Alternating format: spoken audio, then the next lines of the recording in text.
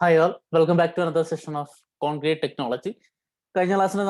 കഴിഞ്ഞ കുറച്ച് ക്ലാസ്സുകളിലായിട്ട് നമ്മൾ ഡിസ്കസ് ചെയ്തുകൊണ്ടിരുന്നത് ഫ്രഷ് കോൺക്രീറ്റിനെ കുറിച്ചായിരുന്നു അല്ലേ. ഫ്രഷ് കോൺക്രീറ്റ് എന്ന് പറഞ്ഞാൽ പ്ലാസ്റ്റിക് സ്റ്റേറ്റിലുള്ള കോൺക്രീറ്റ് നമുക്ക് മോൾഡ് ചെയ്ത് ഇപ്പോൾ ഫോം വർക്കിലൊക്കെ കൊണ്ടുവച്ചാൽ ആ ഫോം വർക്കിന്റെ ഷേപ്പ് അസ്യൂം ചെയ്യുന്ന തരത്തിലുള്ള കോൺക്രീറ്റ്, അതിനാണ് നമ്മൾ എന്ത് പറയാ, ഫ്രഷ് കോൺക്രീറ്റ് എന്ന് പറയാം.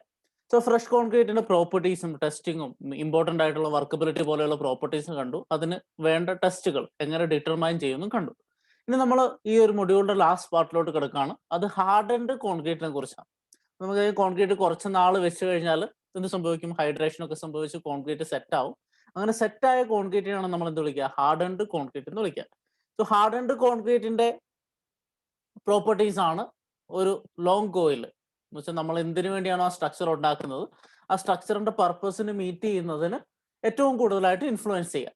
സോ ഇനി നമ്മൾ പഠിക്കാൻ പോകുന്നത് അത്തരത്തിലുള്ള പ്രോപ്പർട്ടീസ് ആണ്. അതിൽ ഒന്നാമത്തെ property is one of the important properties of any concrete structure, that is strength അല്ലെ.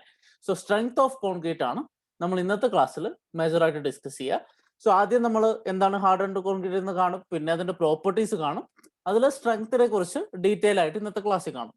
സോ സ്ട്രെങ്ത്തിന്റെ നമ്മൾ ഏതൊക്കെ ടൈപ്പ് സ്ട്രെങ്ത് ആണ് എടുക്കുക, ആ സ്ട്രെങ്ത് എങ്ങനെയാണ് ലാബോറട്ടറിയിൽ ഡിറ്റർമൈൻ ചെയ്യുക. ഒരു കോൺക്രീറ്റ് ക്യൂബ് ഒക്കെ കാസ്റ്റ് ചെയ്തിട്ട് നിങ്ങൾക്ക് ഇപ്പം ഇതിന്റെ വാൾപേപ്പറിൽ തന്നെ കുറെ ക്യൂബ്സ് കാണുന്നുണ്ടല്ലേ, ഇത് ടെസ്റ്റിന് വേണ്ടി ഉണ്ടാക്കുന്ന കോൺക്രീറ്റ് ക്യൂബ്സ് ആണ്. സോ ആ കോൺക്രീറ്റ് ക്യൂബ്സ് എങ്ങനെ ടെസ്റ്റ് ചെയ്യുന്നു എന്നൊക്കെ നമ്മൾ ഇന്നത്തെ ക്ലാസ്സിൽ ഡിസ്കസ് ചെയ്യും. കുറച്ച് വോളിയം കുറച്ച് കണ്ടന്റ് വൈസ് ഇച്ചിരി വോളിയം ക്ലാസ് ആണ്. Please cooperate. ഓക്കെ. സോ നമ്മൾ പറഞ്ഞു ഹാർഡൻഡ് കോൺക്രീറ്റിനെ കുറിച്ചാണ് ഇനി പഠിക്കാൻ പോകുന്നത്. അപ്പോൾ ഹാർഡൻഡ് കോൺക്രീറ്റ് എന്ന് പറഞ്ഞാൽ it is the concrete that has set അല്ലെ, loose, it already has lost its plasticity, അത് ഓൾറെഡി ഒരു സോളിഡ് മാസ് ആയിട്ട് മാറിയിട്ടുണ്ടാവും. സോ ഇനി അതിനെ നമുക്ക് മോൾഡ് ചെയ്ത് ഏതെങ്കിലും ഷേപ്പിലാവാൻ പറ്റില്ല, ഹൈഡ്രേഷൻ ഒക്കെ സംഭവിച്ച് അത് സെറ്റ് ആയിട്ടുണ്ടാവും, അതിന്റെ പ്ലാസ്റ്റിസിറ്റി നഷ്ടപ്പെട്ടിട്ടുണ്ടാവും. അങ്ങനെയുള്ള കോൺക്രീറ്റിനെയാണ് നമ്മൾ എന്ത് വിളിക്കുക? ഹാർഡൻഡ് കോൺക്രീറ്റ് എന്ന് വിളിക്കുക. സോ ഹാർഡൻഡ് കോൺക്രീറ്റിന്റെ പ്രോപ്പർട്ടീസിലോട്ട് വരുമ്പോൾ ഇത്രയും ഇമ്പോർട്ടൻറ്റ് പ്രോപ്പർട്ടീസ് ആണ് നമ്മൾ ഡിസ്കസ് ചെയ്യുക. ഒന്നാമത്തത് സ്ട്രെങ്ത്. ഇന്നത്തെ ക്ലാസ്സിൽ ഞാൻ പറഞ്ഞു സ്ട്രെങ്ത്തിനെ കുറിച്ചാണ് നമ്മൾ മേജറായിട്ട് കാണുക. അടുത്തത് എലാസ്റ്റിക് പ്രോപ്പർട്ടീസ് ആണ്, അതായത് സ്ട്രെസ് സ്ട്രെയിൻ പ്രോപ്പർട്ടീസ്. നിങ്ങൾ തിയറി ഓഫ് സ്ട്രക്ചേഴ്സ് പഠിച്ച സമയത്ത് സ്റ്റീലിന്റെ സ്ട്രെസ് സ്ട്രെയിൻ കർവ് ഒക്കെ വരച്ച ഓർമ്മയുണ്ടാവും അല്ലേ.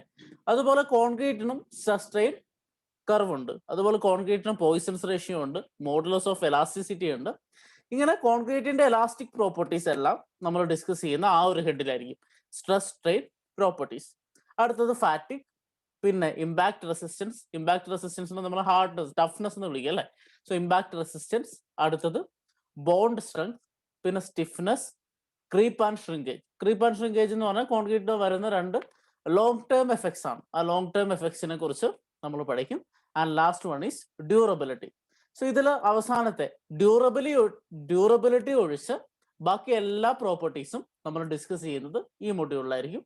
ഡ്യൂറബിലിറ്റി ലാസ്റ്റ് മൊഡ്യൂളിൽ നമ്മൾ ഡീറ്റെയിൽ ആയിട്ട് ഡ്യൂറബിലിറ്റിയെ കുറിച്ച് പഠിക്കും. അപ്പൊ നമുക്ക് അതിനെ കുറിച്ച് കൂടുതൽ കാണാം. So today we are going to discuss about the important property of hardened concrete, that is strength.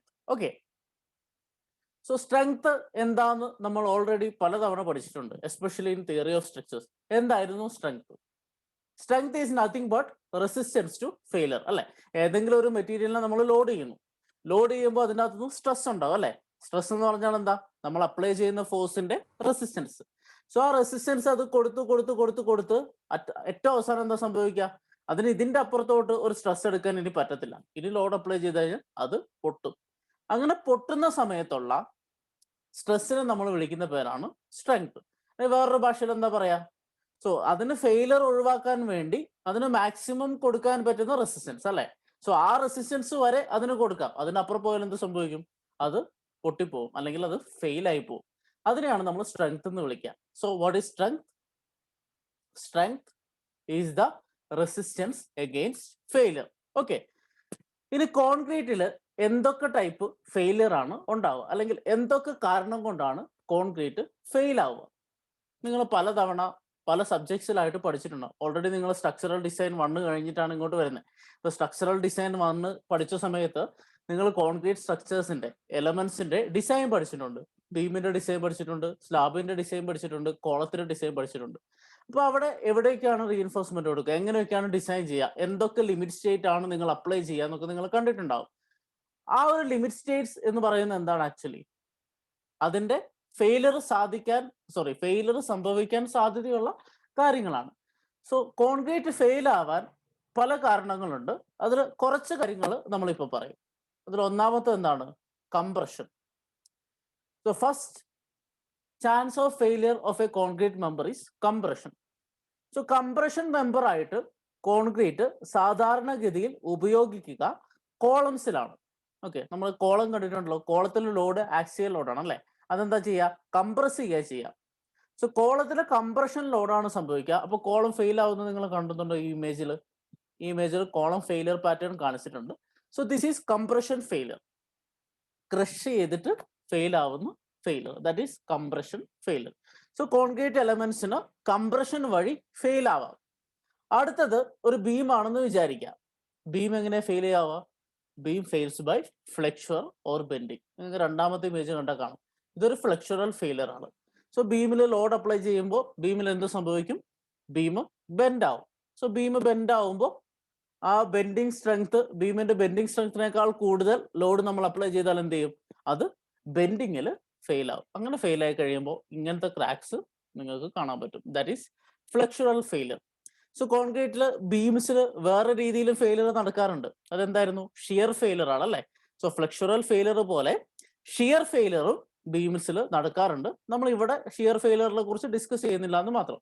Shear failure മാത്രമല്ല, ഇപ്പോൾ ടോർഷൻ അപ്ലൈ ചെയ്യുന്ന, ടോർഷൻ വരുന്ന, ട്വിസ്റ്റിംഗ് വരുന്ന കോൺക്രീറ്റ് മെമ്പേഴ്സ് ഉണ്ടെങ്കിൽ അവിടെ എന്തുണ്ടാവും? ടോർഷണൽ ഫെയിലിയർ ഉണ്ടാവും. അങ്ങനെ പലതരത്തിലുള്ള ഫെയിലിയർ മോഡ്സ് ഉണ്ട്. നമ്മളിവിടെ ഡിസ്കസ് ചെയ്യാൻ പോകുന്ന ടെസ്റ്റിന്റെ ഫെയിലിയർ മോഡ്സ് മാത്രം പറയുന്നതേ ഉള്ളൂ. So don't confuse that these are the only methods by which concrete fails. Okay, so നമ്മളിവിടെ ഡിസ്കസ് ചെയ്യാൻ പോകുന്ന ഒന്ന് കംപ്രഷൻ ഫെയിലിയർ ആണ്. സോ കംപ്രഷൻ ഫെയിലിയർ സാധാരണ കോളത്തിൽ സംഭവിക്കുന്നത് നമ്മൾ കണ്ടു. അടുത്ത flexure or bending. Flexure or bending സാധാരണ സംഭവിക്കുന്നത് എവിടെയാ? ബീമിലാണ് അല്ലേ?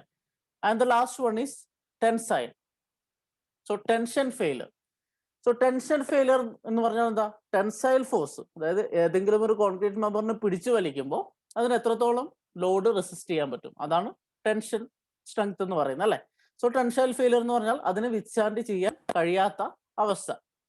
യൂഷ്വലി നിങ്ങൾ ശ്രദ്ധിച്ചിട്ടുണ്ടാവും, ഒരിക്കലും ഒരു ടെൻഷൻ മെമ്പറായിട്ട് നമ്മൾ എന്തിനു ഉപയോഗിക്കാറില്ല? കോൺക്രീറ്റിന് ഉപയോഗിക്കാറില്ല. കാരണം കോൺക്രീറ്റ് വളരെ ബ്രിട്ടിൽ ആയിട്ടുള്ള ഒരു മെറ്റീരിയൽ അല്ലേ? കോൺക്രീറ്റിന്റെ പ്രോപ്പർട്ടി എന്താ? ബ്രിട്ടിലാണ്. ബ്രിട്ടിൽ എന്ന് പറഞ്ഞാൽ പെട്ടെന്ന് പൊട്ടിപ്പോകും. ഇപ്പൊ കോൺക്രീറ്റിനെ പിടിച്ച് വലിച്ചാൽ പെട്ടെന്ന് പൊട്ടിപ്പോകും. അതുകൊണ്ട് ടെൻഷൻ മെമ്പറായിട്ട് നമ്മൾ കോൺക്രീറ്റിനെ ഉപയോഗിക്കാറില്ല. പക്ഷേ നിങ്ങൾ ബെൻഡിങ് പഠിച്ച സമയത്ത്, നമ്മൾ കുറച്ച് കഴിഞ്ഞാൽ ചെറുതായിട്ട് അതിനെക്കുറിച്ച് പറയും. ബെൻഡിങ് പഠിച്ച സമയത്ത് നിങ്ങൾ പഠിച്ചിട്ടുണ്ടാവും, കോൺക്രീറ്റ് ബെൻഡ് ചെയ്യുന്ന സമയത്ത് ഒരു സ്ഥലത്ത് ടെൻഷൻ ആയിരിക്കും, ഒരു സ്ഥലത്ത് കംപ്രഷൻ ആയിരിക്കും. ആ ടെൻഷനെ എടുക്കാൻ വേണ്ടിയാണ് നമ്മൾ എന്ത് കൊടുക്കുക? റീഇൻഫോഴ്സ്മെന്റ് കൊടുക്കുക. അതിന്റെ കാരണം എന്താ? കോൺക്രീറ്റ് ടെൻഷൻ അധികം എടുക്കില്ല, വീക്കാണ്. എന്നാൽ കോൺക്രീറ്റിൽ ടെൻസൈൽ ഫോഴ്സ് വരുന്ന പല കേസസ് ഉണ്ടാവും. ഇപ്പൊ നിങ്ങൾ കൊറോഷൻ ഒക്കെ പഠിച്ച സമയത്ത് പഠിച്ചിട്ടുണ്ടാവും, കോൺക്രീറ്റിന്റെ റീഇൻഫോഴ്സ്മെന്റ് തുരുമ്പിക്കുന്നു. റീഇൻഫോഴ്സ്മെന്റ് തുരുമ്പിക്കുമ്പോൾ എന്താ സംഭവിക്കുക? കുറെ പ്രൊഡക്ട്സ് ഉണ്ടാവും, ഓക്സിഡേഷൻ പ്രൊഡക്ട്സ് ഉണ്ടാവും അല്ലെ? അത് ഈ റീഇൻഫോഴ്സ്മെന്റിന് ചുറ്റും വരും. അങ്ങനെ റീഇൻഫോഴ്സ്മെന്റിന്റെ ചുറ്റും വരുമ്പോൾ അത് കോൺക്രീറ്റിന്റെ മുകളിൽ എന്തുണ്ടാവും? ടെൻസൈൽ ഫോഴ്സ് അപ്ലൈ ചെയ്യും. അപ്പോൾ അവിടെ ഒരു ടെൻഷൻ വരുന്നുണ്ട്. അതുപോലെ ടെമ്പറേച്ചർ കൊണ്ട് ഈ കോൺക്രീറ്റ് എക്സ്പാൻഡ് ചെയ്യാനുള്ള സാധ്യതകളൊക്കെ ഉണ്ട്. അതുപോലെ ക്രാക്ക് ഉണ്ടാവാനുള്ള സാധ്യതകളൊക്കെ ഉണ്ട്. ഇപ്പൊ ഈ എക്സ്പാൻഷൻ ഒക്കെ സംഭവിക്കുന്ന സമയത്ത്, ഇനി നമ്മുടെ റോഡ് എടുത്തു കഴിഞ്ഞാൽ റോഡിൽ പേവ്മെന്റ് ആയിട്ട് കോൺക്രീറ്റ് ഇട്ടു എന്ന് വിചാരിക്കാം. അപ്പൊ വണ്ടികൾ പോകുമ്പോൾ അതിന്റെ മുകളിൽ ടെൻഷൻ ഉണ്ടാവാം. അതുപോലെ ടെമ്പറേച്ചർ എക്സ്പാൻഷൻ ഉണ്ടാവും. ഇങ്ങനെയൊക്കെ കോൺക്രീറ്റ് മെമ്പേഴ്സിൽ ടെൻഷൻ ഉണ്ടാവാൻ സാധ്യതയുണ്ട്. ഇപ്പൊ കോൺക്രീറ്റിലെ ടെൻഷനെ കുറിച്ചും നമ്മൾ പഠിക്കേണ്ട ആവശ്യമുണ്ട്. സോ കംപ്രഷൻ വഴി ഫെയിൽ ആവാം, ഫ്ലെക്ചർ ഓർ ബെൻഡിങ് വഴി ഫെയിൽ ആവാം, ടെൻഷൻ വഴി ഫെയിൽ ആവാം. ഇതൊന്നും അല്ലാതെ നമുക്ക് പല മോഡ്സ് അറിയാം വേറെ അല്ലേ? ഷിയർ ഉണ്ട്, ടോർഷൻ ഉണ്ട്, അങ്ങനെ പല മോഡ്സ് ഉണ്ട്. നമ്മളിവിടെ ഡിസ്കസ് ചെയ്യാൻ പോകുന്നത് ഈ 3 മെത്തേഡാണ്. അപ്പൊ ഇങ്ങനെയൊക്കെ ഫെയിൽ ആവാമെങ്കിൽ ഇതിനെതിരെ റെസിസ്റ്റൻസ് ഉണ്ടാവും അല്ലേ? ആ റെസിസ്റ്റൻസിനെ നമ്മൾ വിളിക്കുന്ന പേരെന്താണ്? സ്ട്രെങ്ത് ആണ്. സോ കംപ്രഷനെതിരെയുള്ള റെസിസ്റ്റൻസ് കംപ്രസീവ് സ്ട്രെങ്ത്, ഫ്ലെക്ചറിനെതിരെയുള്ള റെസിസ്റ്റൻസ് ഫ്ലെക്ചറൽ സ്ട്രെങ്ത് അല്ലെങ്കിൽ ബെൻഡിങ് സ്ട്രെങ്ത്, ടെൻഷനെതിരെയുള്ള resistance tensile strength. Okay, so compressive strength, flexural strength, tensile strength, ഈ 3 സ്ട്രെങ്ത്തുകളെ കുറിച്ചാണ് നമ്മൾ ഈ ക്ലാസ്സിൽ പെർട്ടിക്കുലർലി സ്ട്രെങ്ത് ഓഫ് കോൺക്രീറ്റ് എന്നുള്ള ഹെഡിന്റെ അടിയിൽ പഠിക്കാൻ പോകുന്നത്. ഓക്കെ, ഇനി ഈ ഒരു 3 സ്ട്രെങ്ത്തും അതിന്റെ ടെസ്റ്റുകളും പോകുന്നതിന് മുമ്പ് നമുക്ക് ഈ സ്ട്രെങ്ത്തിനെ എഫക്ട് ചെയ്യുന്ന, കോൺക്രീറ്റിലെ സ്ട്രെങ്ത്തിനെ എഫക്ട് ചെയ്യുന്ന കുറച്ച് ഫാക്ടേഴ്സ് ഉണ്ട്. ആ ഫാക്ടേഴ്സ് ഓൾറെഡി നമ്മൾ പല പ്രാവശ്യമായിട്ട് പറഞ്ഞു പോയതാണ്. ആ ഫാക്ടേഴ്സിനെ നമുക്കൊന്ന് റീകോൾ ചെയ്തിട്ട് ഈ സ്ട്രെങ്ത്തിലോട്ട് കിടക്കാം. So first we are going to discuss about factors affecting strength of concrete. ഇതിനെക്കുറിച്ച് ഞാൻ ഡീറ്റെയിൽ ആയിട്ട് പറയുന്നില്ല, കാരണം നമ്മൾ ഓൾറെഡി കോൺക്രീറ്റ് ടെക്നോളജി തുടങ്ങിയപ്പോൾ തൊട്ട് നിങ്ങൾ പല എഫക്റ്റ് പഠിച്ച സമയത്ത്, അതായത് ഈ ഒരു സംഭവം സംഭവിച്ചാൽ കോൺക്രീറ്റിൽ ഇങ്ങനെ ഒരു എഫക്റ്റ് നടക്കും എന്ന് പറഞ്ഞ് പഠിച്ചിട്ടുണ്ടോ? ലാസ്റ്റ് ക്ലാസ് എടുത്ത് നമ്മൾ എന്തായിരുന്നു പഠിച്ചത്? ബ്ലീഡിങ്ങും സെഗ്രിഗേഷനും ഒക്കെ പഠിച്ച സമയത്തും പറഞ്ഞിട്ടുണ്ട്. എന്താ സെഗ്രിഗേഷൻ നടന്നാൽ അല്ലെങ്കിൽ ബ്ലീഡിങ് നടന്നാൽ കോൺക്രീറ്റിന്റെ സ്ട്രെങ്ത്തിനെ എഫക്ട് ചെയ്യും, അല്ല സ്ട്രെങ്ത് കുറയും. അങ്ങനെ സ്ട്രെങ്ത് കുറയുന്ന കുറെ കാര്യങ്ങൾ നമ്മൾ മുന്നേ പറഞ്ഞിട്ടുണ്ട്. സോ ആ ഫാക്ടേഴ്സ് ഒക്കെ തന്നെയാണ് ഇവിടെയും വരിക. അപ്പൊ നമ്മൾ ഡിസ്കസ് ചെയ്യുന്ന സമയത്ത് പെട്ടെന്നൊന്ന് നോക്കിയിട്ട് പോവാം. Okay, first factor that is affecting strength of concrete is water cement ratio. Okay, നമ്മൾ പല പ്രാവശ്യം പറഞ്ഞിട്ടുണ്ട് അല്ലേ, കോൺക്രീറ്റിലെ രണ്ട് പാർട്ടായിട്ട് നമ്മൾ എടുത്താൽ ഒന്ന് അഗ്രിഗേറ്റ്, രണ്ടാമത്തത് സിമെന്റ് പേസ്റ്റ്. ഇപ്പൊ കോൺക്രീറ്റിലെ അഗ്രിഗേറ്റിന്റെ സ്ട്രെങ്ത് ആണ് കോൺക്രീറ്റിന്റെ ബോഡി എന്ന് പറയുന്നത്. അതുപോലെ സിമെന്റ് പേസ്റ്റിന്റെ സ്ട്രെങ്ത്തും കോൺക്രീറ്റിന്റെ സ്ട്രെങ്ത്തിനെ ഒരുപാട് ഡിപ്പെൻഡ് ചെയ്യും. ഇപ്പൊ കോൺക്രീറ്റിൽ ഒരുപാട് വെള്ളം ഉണ്ടെന്ന് വിചാരിക്കാം. ഒരുപാട് വെള്ളം ഉണ്ടെങ്കിൽ നമ്മൾ നേരത്തെ പറഞ്ഞിട്ടുണ്ട്, സെഗ്രിഗേഷൻ നടക്കാം, ബ്ലീഡിങ് നടക്കാം, അങ്ങനത്തെ ഒരുപാട് പ്രശ്നങ്ങൾ നടക്കാം. അതൊക്കെ നടന്നു കഴിഞ്ഞാൽ പിന്നെ ക്രാക്സ് ഉണ്ടാവാം. അങ്ങനെ ക്രാക്സ് ഒക്കെ ഉണ്ടായി കഴിഞ്ഞാൽ എന്ത് സംഭവിക്കാം? കോൺക്രീറ്റിന്റെ സ്ട്രെങ്ത്തിനെ എഫക്ട് ചെയ്യും. സോ കോൺക്രീറ്റിലെ സ്ട്രെങ്ത് സിമെന്റ് കണ്ടന്റ് കൂടുന്നതിനനുസരിച്ച് കൂടും, വാട്ടർ കണ്ടന്റോ എയർ കണ്ടന്റോ കൂടുന്നതിനനുസരിച്ച് കുറയും. മനസ്സിലായോ? കോൺക്രീറ്റില് സിമെന്റ് കണ്ടന്റ്, അതായത് വാട്ടർ സിമെന്റ് റേഷ്യോ കുറവാണ്. വാട്ടർ സിമെന്റ് റേഷ്യോ കൂടിക്കഴിഞ്ഞാൽ എന്താ സംഭവിക്കുക? വെള്ളം കൂടും, സിമെന്റ് കുറയും അല്ലേ? സോ സിമെന്റ് എമൗണ്ട് കൂടുതലാണെങ്കിലും വാട്ടറിന്റെയും എയറിന്റെയും എമൗണ്ട് കുറവാണെങ്കിലും we will have more strength. അതാണ് വാട്ടർ സിമെന്റ് റേഷ്യോന്റെ എഫക്ട്. ഓക്കെ, അടുത്തത് ജെൽ സ്പേസ് റേഷ്യോ. ഇതൊരു പുതിയ ടേമാണ്, അതുകൊണ്ട് നമുക്ക് കുറച്ച് എന്താണ് ജെൽ സ്പേസ് റേഷ്യോ എന്ന് നോക്കാം. നമ്മൾ പറഞ്ഞു കോൺക്രീറ്റിൽ എന്താ സംഭവിക്കുന്നത്? ഹൈഡ്രേഷൻ സംഭവിക്കുന്നുണ്ട് അല്ലെ? കോൺക്രീറ്റിൽ സിമെന്റിൽ ഹൈഡ്രേഷൻ സംഭവിക്കുന്നുണ്ട്. സോ ഹൈഡ്രേഷൻ സംഭവിക്കുമ്പോൾ ഹൈഡ്രേഷൻ കോമ്പൗണ്ട്സ് ഉണ്ടാവും. നിങ്ങൾ ബോക്സ് കോമ്പൗണ്ട്സ് ഒക്കെ പഠിച്ചു. ഈ ഹൈഡ്രേഷൻ ഉണ്ടായി കഴിഞ്ഞ് ഹൈഡ്രേഷൻ കോമ്പൗണ്ട്സ് കോൺക്രീറ്റിൽ വന്നു കഴിയുമ്പോഴാണ് ഈ നമ്മുടെ കല്ലുകൾക്കിടയിലുള്ള ഗ്യാപ്സ് ഫില്ല് ചെയ്യുക അല്ലെ? പ്രധാനമായിട്ടും ഈ ഫൈൻ മിക്സ്ചർ അല്ലെങ്കിൽ സിമെന്റ് പേസ്റ്റ് എന്നുള്ള സാധനത്തിന്റെ പർപ്പസ് എന്താ? കോൺക്രീറ്റിലെ വോയിഡ്സ് ഫില്ല് ചെയ്യുക, അതുപോലെ എല്ലാ സാധനങ്ങളെയും ഒരുമിച്ച് വെക്കുക അല്ലെ? അപ്പോ ഈ ഹൈഡ്രേഷൻ പ്രോഡക്ട്സ് ആണ് ആക്ച്വലി ഈ കോൺക്രീറ്റിലെ വോയിഡ്സ് ഫില്ല് ചെയ്യുന്നത്. അപ്പോ ജെൽ സ്പേസ് റേഷ്യോ എന്ന് പറഞ്ഞാൽ അതിന്റെ അർത്ഥം ഈ കോൺക്രീറ്റ് പ്രൊഡക്ട്സ്, എത്ര എമൗണ്ട് കോൺക്രീറ്റ് പ്രൊഡക്ട്സ് വരുന്നോ അതിന്റെയും ആ കോൺക്രീറ്റിലുള്ള സ്പേസിന്റെ ടോട്ടൽ സ്പേസ് അത് തമ്മിലുള്ള റേഷ്യോയ്ക്കാണ് ജെൽ സ്പേസ് റേഷ്യോ എന്ന് പറയാം. So gel space ratio is the ratio of solid products of hydration to the space available in concrete for these products. മനസ്സിലായല്ലോ അല്ലേ? സോ ഈ ഹൈഡ്രേഷൻ പ്രൊഡക്ട്സിന് ഇരിക്കാനുള്ള സ്ഥലം ആ കോൺക്രീറ്റിൽ ഉണ്ടാവുമല്ലോ. സോ ആ ഒരു റേഷ്യോ, എത്ര പ്രൊഡക്ട്സ് വരുന്നു അതിന് എത്ര സ്പേസ് ഉണ്ട്, ആ റേഷ്യോയ്ക്കാണ് നമ്മൾ എന്ത് പറയാ? ജെൽ സ്പേസ് റേഷ്യോ എന്ന് പറയാം. ഓക്കെ, നമ്മൾ വോയിഡ് റേഷ്യോ ഒക്കെ പഠിക്കാറില്ല, volume of solids by volume of voids. അപ്പൊ അതിന്റെ അർത്ഥം എന്താ? ഈ വോയിഡ്സിൽ എത്ര സോളിഡ്സ്, ടോട്ടൽ വോയിഡ്സിൽ എത്ര സോളിഡ്സ് ഉള്ളത്, ടോട്ടൽ വോളിയത്തിൽ എത്ര സോളിഡ്സ് ഉണ്ടെന്ന് നമ്മൾ പറയുന്ന പോലെ ആ ഒരു രീതിയിൽ എടുത്തു കഴിഞ്ഞാൽ ടോട്ടൽ സ്പേസിൽ എത്ര പ്രൊഡക്ട്സിന് വരാൻ പറ്റും, അതാണ് gel space ratio. Okay, so gel space ratio കൂടിക്കഴിഞ്ഞാൽ അതിന്റെ അർത്ഥം എന്താ? മാക്സിമം 1 വരെ പോവാ അല്ലെ? സോ ടോട്ടൽ സ്പേസ് ഫില്ല് ചെയ്യുന്ന രീതിയിൽ പ്രൊഡക്ട്സ് ഉണ്ടാവാം, പക്ഷെ അത് ഒരിക്കലും പ്രാക്ടിക്കലി പോസിബിൾ അല്ല. കുറച്ച് സ്പേസ് ഒക്കെ എന്തായാലും കാണും. സോ ലെസ് ദാൻ 1 ആയിരിക്കും ജെൽ സ്പേസ് റേഷ്യോന്റെ വാല്യൂ. ജെൽ സ്പേസ് റേഷ്യോ കൂടിയാൽ അതിന്റെ അർത്ഥം കൂടുതൽ വോയിഡ്സ്, ഈ അഗ്രിഗേറ്റിന്റെ ഇടയ്ക്കുള്ള കൂടുതൽ വോയിഡ്സ് ഓൾറെഡി ഫിൽഡ് ആയിരിക്കും. അതാണ് ജെൽ സ്പേസ് റേഷ്യോ കൂടിയാൽ അതിന്റെ അർത്ഥം. ഇനി ജെൽ സ്പേസ് റേഷ്യോ കുറഞ്ഞാൽ അതിന്റെ അർത്ഥം എന്താ? കുറെ വോയിഡ് സ്പേസ് ഉണ്ടാവും. അതായത് നമ്മുടെ സ്പേസിനെ കമ്പയർ ചെയ്യുമ്പോൾ സോളിഡ് പ്രൊഡക്ട്സ്, അതായത് ഹൈഡ്രേഷന്റെ പ്രൊഡക്ട്സ് വളരെ കുറവേ ഉണ്ടാവുള്ളൂ. അപ്പോൾ ബാക്കി സ്ഥലത്തൊക്കെ എന്തായിരിക്കും? വേക്കന്റ് ആയിരിക്കും. അപ്പോൾ അവിടെ പോറോസിറ്റി ഉണ്ടാവും. കോൺക്രീറ്റിൽ പോറോസിറ്റി ഉണ്ടായാൽ എന്താ സംഭവിക്കുക? പെർമിബിലിറ്റി ആവും. അങ്ങനെ പെർമിബിലിറ്റി വഴി ഒരുപാട് പ്രശ്നങ്ങളുണ്ട്. അതൊക്കെ നമ്മൾ 4th മൊഡ്യൂളിൽ പഠിക്കും. So that will be directly affecting the strength of concrete. So higher the gel space ratio, higher will be the strength. Lesser the gel space ratio, lesser will be the strength. Okay, അതാണ് gel space റേഷ്യോയെ കുറിച്ച് നമുക്ക് പറയാനുള്ളത്. അടുത്ത factor എന്ന് പറഞ്ഞാൽ compaction ആണ്. നമ്മൾ പറഞ്ഞു വോയിഡ്സ് കോൺക്രീറ്റ് കൊണ്ടിടുന്ന സമയത്ത് വോയിഡ്സ് ഉണ്ടെങ്കിൽ പ്രശ്നമാണ് അല്ലേ? ഹണി കോമ്പിങ് അങ്ങനത്തെ ഒരുപാട് പ്രശ്നങ്ങൾ സെഗ്രിഗേഷനൊക്കെ പഠിച്ചു. ഹണി കോമ്പിങ് എന്നൊക്കെ പറഞ്ഞാൽ എന്താ? കുറച്ച് സ്ഥലം വോയിഡ് ആയിട്ട് വേക്കൻ്റ് ആയിട്ട് വരുന്നു. അതെന്തുകൊണ്ടാണ്? സെഗ്രിഗേഷനും ബ്ലീഡിംഗ് ഒക്കെ കൊണ്ടാണ്. അതുപോലെ നമ്മൾ വെക്കുന്ന സമയത്ത് യൂണിഫോം ആയിട്ട് കോമ്പാക്ട് ചെയ്തില്ലെങ്കിൽ എന്താ പറ്റുക? അതിൻ്റെ അകത്തൊക്കെ എയർ ഉണ്ടാവും. കോമ്പാക്ഷൻ എന്ന് പറഞ്ഞ പ്രോസസ്സ് എന്താണ്? എക്സ്പെൽഷൻ ഓഫ് എയർ വേർഡ്സ് ആണ് അല്ലേ? സോ കോൺക്രീറ്റിലെ എയർ വേർഡ്സ് കളയുക എന്നുള്ളതാണ് കോമ്പാക്ഷന്റെ ഉദ്ദേശം. ഇപ്പൊ പ്രോപ്പർ ആയിട്ട് കോമ്പാക്ട് ചെയ്തില്ലെങ്കിൽ എയർ വേർഡ്സ് ഉണ്ടാവും. കൂടുതൽ എയർ വേർഡ്സ് ഉണ്ടെങ്കിൽ നമ്മൾ ആദ്യം പറഞ്ഞു, കൂടുതൽ എയർ വേർഡ്സ് ഉണ്ടെങ്കിൽ സ്ട്രെങ്ത് ഓട്ടോമാറ്റിക് ആയിട്ട് കുറയും.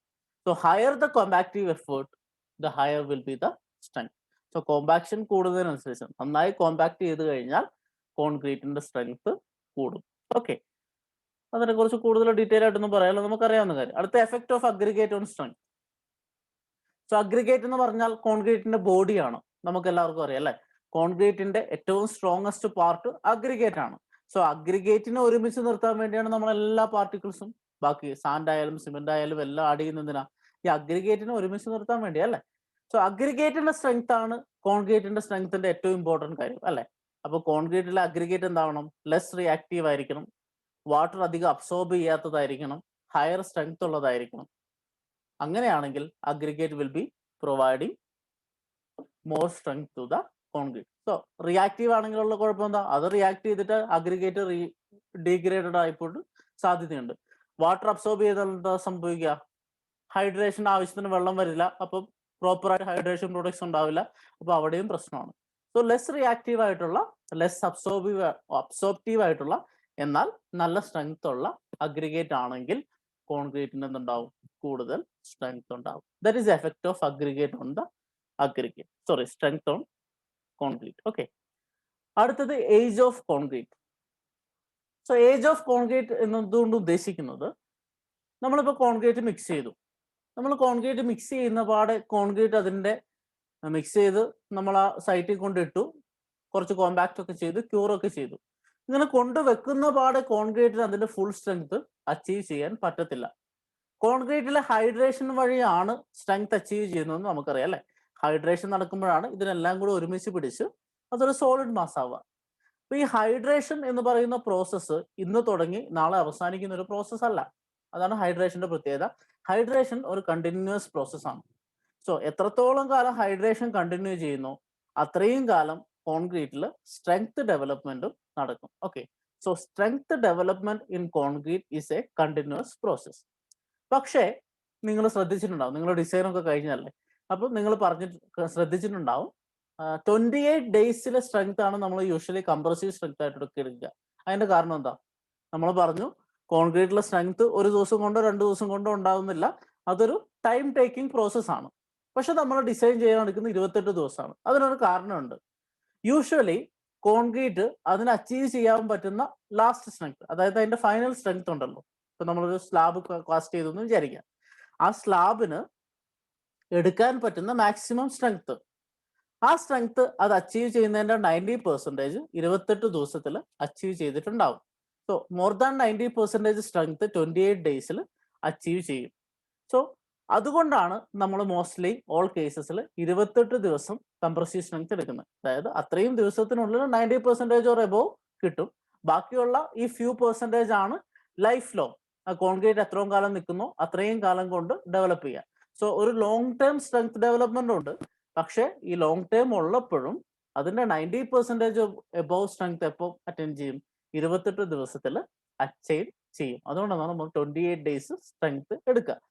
ഇനി ഈ കോൺക്രീറ്റിന്റെ സ്ട്രെങ്ത് 28 ദിവസം കഴിഞ്ഞാൽ സ്ലോവർ റേറ്റിൽ പതുക്കെ പതുക്കെ കൂടിക്കൊണ്ടിരിക്കുന്നു നമുക്കറിയാം. സോ കോൺക്രീറ്റിൽ ഹൈഡ്രേഷൻ സംഭവിക്കുന്നത് തുടക്കത്തിൽ നല്ല ഫാസ്റ്റ് ആയിട്ടായിരിക്കും. ഓക്കെ, സോ സാധാരണ പറയാ 7 ഡേ സ്ട്രെങ്ത് ഒക്കെ നമ്മൾ എടുക്കാറുണ്ട്. ഇപ്പൊ 7 ഡേ സ്ട്രെങ്ത് മെഷർ ചെയ്താൽ യൂഷ്വലി 28 ഡേയ്സ് സ്ട്രെങ്ത്തിന്റെ 2/3, 28 ഡേ സ്ട്രെങ്ത്തിന്റെ 2/3 സ്ട്രെങ്ത് എപ്പോൾ അച്ചീവ് ചെയ്തിട്ടുണ്ടാവും? 7 ദിവസത്തിൽ അച്ചീവ് ചെയ്തിട്ടുണ്ടാവും. ഇനി വേറൊരു കാര്യം, 28 ഡേ സ്ട്രെങ്ത്തിന്റെ ഹാഫ് 3 ദിവസത്തിൽ അച്ചീവ് ചെയ്തിട്ടുണ്ടാവും. അങ്ങനെ 3 ദിവസത്തിൽ ഹാഫ് അച്ചീവ് ചെയ്യുന്നു, 7 ദിവസത്തിൽ 2/3 ഓഫ് 28 ഡേ സ്ട്രെങ്ത് അച്ചീവ് ചെയ്യുന്നു. അങ്ങനെ ഒരു വേരിയേഷൻ ഉണ്ട് ഈ കോൺക്രീറ്റിന്റെ സ്ട്രെങ്ത് ഡെവലപ്മെന്റിൽ. സോ ആ ഏജ് ഫാക്ടർ നമ്മളെപ്പോഴും കോൺക്രീറ്റിന്റെ കൺസ്ട്രക്ഷന് അല്ലെങ്കിൽ കോൺക്രീറ്റിന്റെ സ്ട്രെങ്ത് ഡെവലപ്മെന്റിൽ കൺസിഡർ ചെയ്യേണ്ട കാര്യമുണ്ട്. അതിന് കാരണം എന്താ? നമുക്ക് ഒരിക്കലും 7ാമത്തെ ദിവസവും 3ാമത്തെ ദിവസവും ഫുൾ ലോഡ് ആ സ്ട്രക്ചറിൽ അപ്ലൈ ചെയ്യാൻ പാടില്ല. അപ്പൊ എന്താ സംഭവിക്കുക? അത് ഫെയിൽ ആവും. കാരണം നമ്മൾ ഡിസൈൻ ചെയ്യുന്ന 28 ദിവസത്തെ സ്ട്രെങ്ത്തിനാണ്. അപ്പൊ 28 ദിവസത്തിന് സ്ട്രെങ്ത്തിന് ഡിസൈൻ ചെയ്ത് കഴിഞ്ഞാൽ അതിന്റെ ഫുൾ ലോഡ് നമുക്ക് അപ്ലൈ ചെയ്യാൻ പറ്റുക ആ സ്ട്രെങ്ത് ഡെവലപ്മെന്റ് അറ്റൈൻ ചെയ്തതിന് ശേഷം മാത്രം, ഇല്ലെങ്കിൽ സ്ട്രക്ചർ ഫെയിൽ ആവാൻ സാധ്യതയുണ്ട്. So these are 5 different factors that are affecting the strength. ഇനി കുറച്ച് അഡീഷണൽ ഫാക്ടേഴ്സ് ഉണ്ട്. നമ്മൾ പലപ്പോഴായിട്ട് ഡിസ്കസ് ചെയ്തതുകൊണ്ട് ഞാൻ വീണ്ടും അതിനെക്കുറിച്ച് ഡീറ്റെയിൽ ആയിട്ട് പറയുന്നില്ല. ജസ്റ്റ് നമുക്ക് പേര് മാത്രം നോക്കി പോവാം. അപ്പൊ നമ്മൾ സ്ട്രെങ്ത്തിന്റെ കാര്യം പറഞ്ഞപ്പോൾ ഈ സ്ട്രെങ്ത് ഒക്കെ നമ്മൾ കണ്ടുപിടിക്കുന്ന പല ടെസ്റ്റുകൾ വഴിയാണ്. ആ ടെസ്റ്റുകളാണ് നമ്മൾ ഇനി ഡിസ്കസ് ചെയ്യാൻ പോകുന്നത്. അപ്പൊ ആ ടെസ്റ്റിന്റെ കുറച്ച് ഫാക്ടേഴ്സ്, ഇപ്പൊ ടെസ്റ്റ് ചെയ്യുന്ന സാമ്പിള്, അതിന്റെ സൈസ്, അതുപോലെ ഏത് കണ്ടീഷനിലാണ്, ഏത് ടെമ്പറേച്ചറിലാണ് നമ്മൾ ടെസ്റ്റ് ചെയ്യുക, അതുപോലെ ഏത് മെത്തേഡ് അല്ലെങ്കിൽ ഏത് മെഷീനറി ഉപയോഗിച്ചാണ് നമ്മൾ ടെസ്റ്റ് ചെയ്യുക, ആ ഫാക്ടേഴ്സ് ഒക്കെ നമ്മുടെ നമ്മൾ കണ്ടുപിടിച്ചെടുക്കുന്ന സ്ട്രെങ്ത്തിനെ എഫക്ട് ചെയ്യാൻ സാധ്യതയുണ്ട്. That is strength related factors. അപ്പൊ ഇങ്ങനെ ടെസ്റ്റ് കണ്ടീഷൻസുമായി ബന്ധപ്പെട്ട ഫാക്ടേഴ്സ് ഉണ്ട്. അതല്ലാതെ കുറച്ച് ഫാക്ടേഴ്സ് ഉണ്ട്. ഇത് നമ്മൾ പലപ്പോഴായി പറഞ്ഞു പോയതാണ്. Materials and workmanship. So material മോശമാണെങ്കിൽ, നമ്മൾ ഉദ്ദേശിക്കുന്ന ക്വാളിറ്റി സിമെന്റ് അല്ലെങ്കിൽ, ഉദ്ദേശിക്കുന്ന ക്വാളിറ്റി അഗ്രിഗേറ്റ് അല്ലെങ്കിൽ, ഉദ്ദേശിക്കുന്ന ക്വാളിറ്റി സാൻഡ് ഇല്ലെങ്കിൽ നമുക്ക് വേണ്ട pH റേഞ്ചിലുള്ള വാട്ടർ അല്ലെങ്കിൽ, പിന്നെ ഇതൊക്കെ മിക്സ് ചെയ്യുന്ന സമയത്ത് പ്രോപ്പർ വർക്ക്മാൻഷിപ്പ് ഇല്ലെങ്കിൽ അതൊക്കെ കോൺക്രീറ്റിന്റെ സ്ട്രെങ്ത്തിനെ എഫക്ട് ചെയ്യും. അടുത്ത ക്യൂറിംഗ് മെത്തേഡ് ആൻഡ് കണ്ടീഷൻസ്. ക്യൂറിംഗിന്റെ ഇമ്പോർട്ടൻസ് നമ്മൾ ഡീറ്റെയിൽ ആയിട്ട് പഠിച്ചതാണ്. അപ്പൊ ക്യൂറിംഗ് എത്രത്തോളം ഇമ്പോർട്ടൻ്റ് ആണെന്ന് നമുക്കറിയാം. സോ ഏത് മെത്തേഡ് അഡോപ്റ്റ് ചെയ്യുന്നു, ആ ക്യൂർ ചെയ്ത കണ്ടീഷൻസ് എന്തൊക്കെയാണ്, അതും സ്ട്രെങ്ത്തിനെ നന്നായിട്ട് ബാധിക്കും. അടുത്ത അഗ്രിഗേറ്റ് ടു സിമെന്റ് റേഷ്യോ. നമ്മൾ മുന്നേ ഡിസ്കസ് ചെയ്തതുകൊണ്ട് വീണ്ടും പറയുന്നില്ല. അഗ്രിഗേറ്റ് സിമെന്റ് റേഷ്യോ പ്രോപ്പർ ആയിരിക്കണം അല്ലേ? സോ അഗ്രിഗേറ്റ്സിന് സഫീഷ്യന്റ് ഫ്ലൂയിഡിറ്റി കൊടുക്കാൻ, അതിനെ ഫുള്ളായിട്ട് കവർ ചെയ്യാൻ പറ്റുന്ന സിമെന്റ് പേസ്റ്റും കോൺക്രീറ്റിൽ ഉണ്ടാവണം എന്ന് നമുക്കറിയാം. അടുത്ത shape, type and grading of aggregates. So കോൺക്രീറ്റിൽ വോയിഡ്സ് ഫില്ല് ചെയ്യുന്ന രീതിയിൽ അഗ്രിഗേറ്റ്സ് ഇരുന്നാൽ, അതായത് ഒരേ സൈസ് ആണെങ്കിൽ, ഇപ്പോൾ റൗണ്ടഡ് അഗ്രിഗേറ്റ് മാത്രമാണെങ്കിൽ എന്താ സംഭവിക്കുക? കൂടുതൽ വോയിഡ്സ് ഉണ്ടാവും, സ്ട്രെങ്ത് കുറവായിരിക്കും. സോ എല്ലാ ടൈപ്പ് ഗ്യാപ്പുകൾ പരസ്പരം ഫില്ല് ചെയ്യാൻ പറ്റുന്ന ആംഗുലർ ആയിട്ടുള്ള പല സൈസസിലുള്ള അഗ്രിഗേറ്റ്സ് മിക്സ് ചെയ്ത് കോൺക്രീറ്റ് ഉണ്ടാക്കി കഴിഞ്ഞാൽ നമുക്ക് എന്ത് സംഭവിക്കും? കൂടുതൽ സ്ട്രെങ്ത് ഉള്ള കോൺക്രീറ്റ് കിട്ടും. സാധാരണ പറയും സൈസ് കൂടുതലുള്ളവരും കൂടുതൽ സ്ട്രെങ്ത് കിട്ടും. അതൊരിക്കലും എല്ലാ കേസിലും ശരിയല്ല. സൈസ് കൂടിയത് കൊണ്ട് കൂടുതൽ സ്ട്രെങ്ത് കിട്ടണം എന്നല്ല. പ്രോപ്പർ ഗ്രേഡിങ്ങും പ്രോപ്പർ ഷേപ്പുമുള്ള അഗ്രിഗേറ്റ് ഉപയോഗിച്ചാൽ കൂടുതൽ സ്ട്രെങ്ത് കിട്ടും. So these are the factors. ഇപ്പൊ നിങ്ങളോട് ഫാക്ടേഴ്സ് എഫക്റ്റിംഗ് എന്ന് ചോദിച്ചാൽ ഇത് നിങ്ങൾക്ക് എക്സ്പ്ലെയിൻ ചെയ്ത് എഴുതാൻ പറ്റണം. കാരണം നമ്മൾ ഓൾറെഡി ഡിസ്കസ് ചെയ്ത കാര്യങ്ങളായതുകൊണ്ട് ഞാൻ കൂടുതൽ പറയുന്നില്ല. Okay, so with this we are concluding about the factors affecting concrete strength. ഇത് നമ്മൾ കുറച്ചുകൂടെ ഇമ്പോർട്ടൻ്റ് ആയിട്ടുള്ള പോർഷൻസിലോട്ട് നീങ്ങുക, അതായത് നമ്മുടെ സ്ട്രെങ്ത് ആസ്പെക്റ്റിലോട്ട്. സോ സ്ട്രെങ്ത്തിനെ കുറിച്ച് പറഞ്ഞപ്പോൾ നമ്മൾ ആദ്യം പറഞ്ഞത് കംപ്രസീവ് സ്ട്രെങ്ത് ആയിരുന്നു അല്ലെ? സോ കംപ്രസീവ് സ്ട്രെങ്ത് എന്ന് പറഞ്ഞാൽ എന്താ? Resistance of concrete against failure due to applied compressive load. So compressive load apply ചെയ്ത് കഴിയുമ്പോൾ കംപ്രസീവ് ഫെയിലിയർ നടക്കും നമുക്കറിയാം. സോ കംപ്രസീവ് ഫെയിലിയർ നടക്കാതിരിക്കാനുള്ള മാക്സിമം റെസിസ്റ്റൻസിന് നമ്മൾ വിളിക്കുന്ന പേരാണ് എന്ത്? Compressive strength. അപ്പൊ നമ്മൾ ജസ്റ്റ് നൗ പറഞ്ഞു കംപ്രസീവ് സ്ട്രെങ്ത് സാധാരണ എടുക്കുക 28 ഡേയ്സ് സ്ട്രെങ്ത് ആണ്. എന്റെ കാരണവും പറഞ്ഞു അല്ലെ? 28 ഡേയ്സിൽ 90% ഓർ അബവ് സ്ട്രെങ്ത് അച്ചീവ് ചെയ്തിട്ടുണ്ടാവും. സോ യൂഷ്വലി നമ്മൾ ഇത് ടെസ്റ്റ് ചെയ്യുന്നത് ക്യൂബ്സ് എടുത്തിട്ടാണ്. അപ്പൊ ആ ക്യൂബ് 28 ദിവസം ക്യൂർ ചെയ്തതിന് ശേഷം അതിന്റെ മുകളിൽ കംപ്രസീവ് ലോഡ് അപ്ലൈ ചെയ്യും. അപ്പൊ അതിന് എത്ര ലോഡ് എടുക്കാൻ പറ്റുമെന്ന് പറയും. അതാണ് അതിന്റെ കംപ്രസീവ് സ്ട്രെങ്ത്. അപ്പൊ ഈ ഒരു കംപ്രസീവ് സ്ട്രെങ്ത് വെച്ചാണ് നമ്മൾ കോൺക്രീറ്റിനെ സാധാരണ ഗ്രേഡ് ചെയ്യുക. കോൺക്രീറ്റിന്റെ ഗ്രേഡ്സ് നിങ്ങൾക്കറിയാം, നിങ്ങൾ ഇഷ്ടംപോലെ പഠിച്ചിട്ടുള്ള. സോ M20 ഗ്രേഡ് കോൺക്രീറ്റ് എന്ന് പറഞ്ഞാൽ അതിന്റെ അർത്ഥം M മിക്സ് ആണ് അല്ലെ? 20 എന്ന് പറഞ്ഞാൽ എന്താ?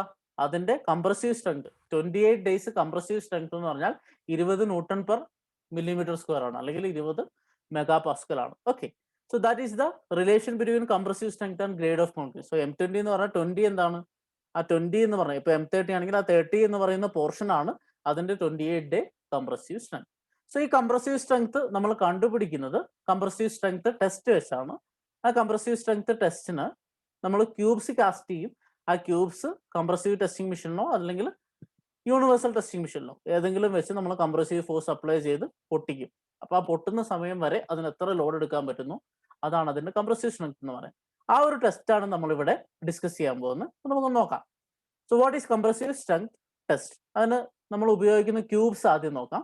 രണ്ട് രീതിയിലുള്ള സ്പെസിമെൻസ് നമ്മൾ ഉപയോഗിക്കാറുണ്ട്. ഒന്നാമത്തത് ക്യൂബിക് സ്പെസിമെൻ ആണ്, നിങ്ങൾക്ക് കാണാം ക്യൂബ് മോൾഡ്. ഇതാണ് നമ്മുടെ ക്യൂബ് മോൾഡ്. ക്യൂബ് മോൾഡിന്റെ സൈസ് എന്ന് പറഞ്ഞാൽ 15 സെന്റിമീറ്റർ ഉണ്ട് 15 സെന്റിമീറ്റർ ഉണ്ട് 15 സെന്റിമീറ്റർ. സോ 15 സെന്റിമീറ്റർ സൈസ് ഉള്ള ഒരു ക്യൂബ്. പിന്നെ ഉള്ളത് 15 സെന്റിമീറ്റർ ഡയമീറ്ററും അതിന്റെ ഇരട്ടി 30 സെന്റിമീറ്റർ ഹൈറ്റും ഉള്ള സിലിണ്ടർ. സോ ഈ രണ്ട് മോൾഡ്സ് നമ്മൾ ഉപയോഗിക്കാറുണ്ട്. അപ്പൊ ഇതിൻ്റെ അകത്ത് നമ്മൾ കാസ്റ്റ് ചെയ്താൽ ഈ ഒരു ഷേപ്പിൽ നമുക്കൊരു കോൺക്രീറ്റ് ക്യൂബ് കിട്ടും. ഇതിൻ്റെ അകത്ത് കാസ്റ്റ് ചെയ്താൽ നമുക്കൊരു കോൺക്രീറ്റ് സിലിണ്ടർ കിട്ടും. സോ ഈ രണ്ട് സാധനങ്ങൾ ഉപയോഗിച്ചും നമ്മൾ കോൺക്രീറ്റ് കംപ്രസീവ് സ്ട്രെങ്ത് ചെയ്യാറുണ്ട്. ഓരോന്നും ഓരോ സ്ഥലത്താണ് അപ്ലൈ ചെയ്യുക. രണ്ടിനെയും സ്ട്രെങ്ത് തമ്മിലും വ്യത്യാസമുണ്ട്. ഉദാഹരണത്തിന് ഒരുപാട് ഡീറ്റെയിൽ ആയിട്ട് ഞാൻ പറയുന്നില്ല, ജസ്റ്റ് നിങ്ങളുടെ ഇൻഫർമേഷന് വേണ്ടി പറയാം. യൂഷ്വലി ഈ ഒരു സാധനത്തിനായിരിക്കും സ്ട്രെങ്ത് നിങ്ങൾ ടെസ്റ്റ് ചെയ്യുമ്പോൾ കൂടുതൽ. ക്യൂബ് ടെസ്റ്റിനായിരിക്കും സ്ട്രെങ്ത് കൂടുതൽ. കാരണം എന്താണെന്ന് വെച്ചാൽ നിങ്ങൾക്കറിയാം ക്യൂബ് ഒരു യൂണിഫോം ഷേപ്പാണ്, 15x15x15 അല്ലേ. ഇവിടെ നോക്കിക്കഴിഞ്ഞാൽ 15x30 ഒരു സ്ലെൻഡർനെസ് വരും. സോ ആ സ്ലെൻഡർനെസ് കൊണ്ട് സിലിണ്ടറിക്കൽ സ്ട്രെങ്ത് കുറവായിരിക്കും.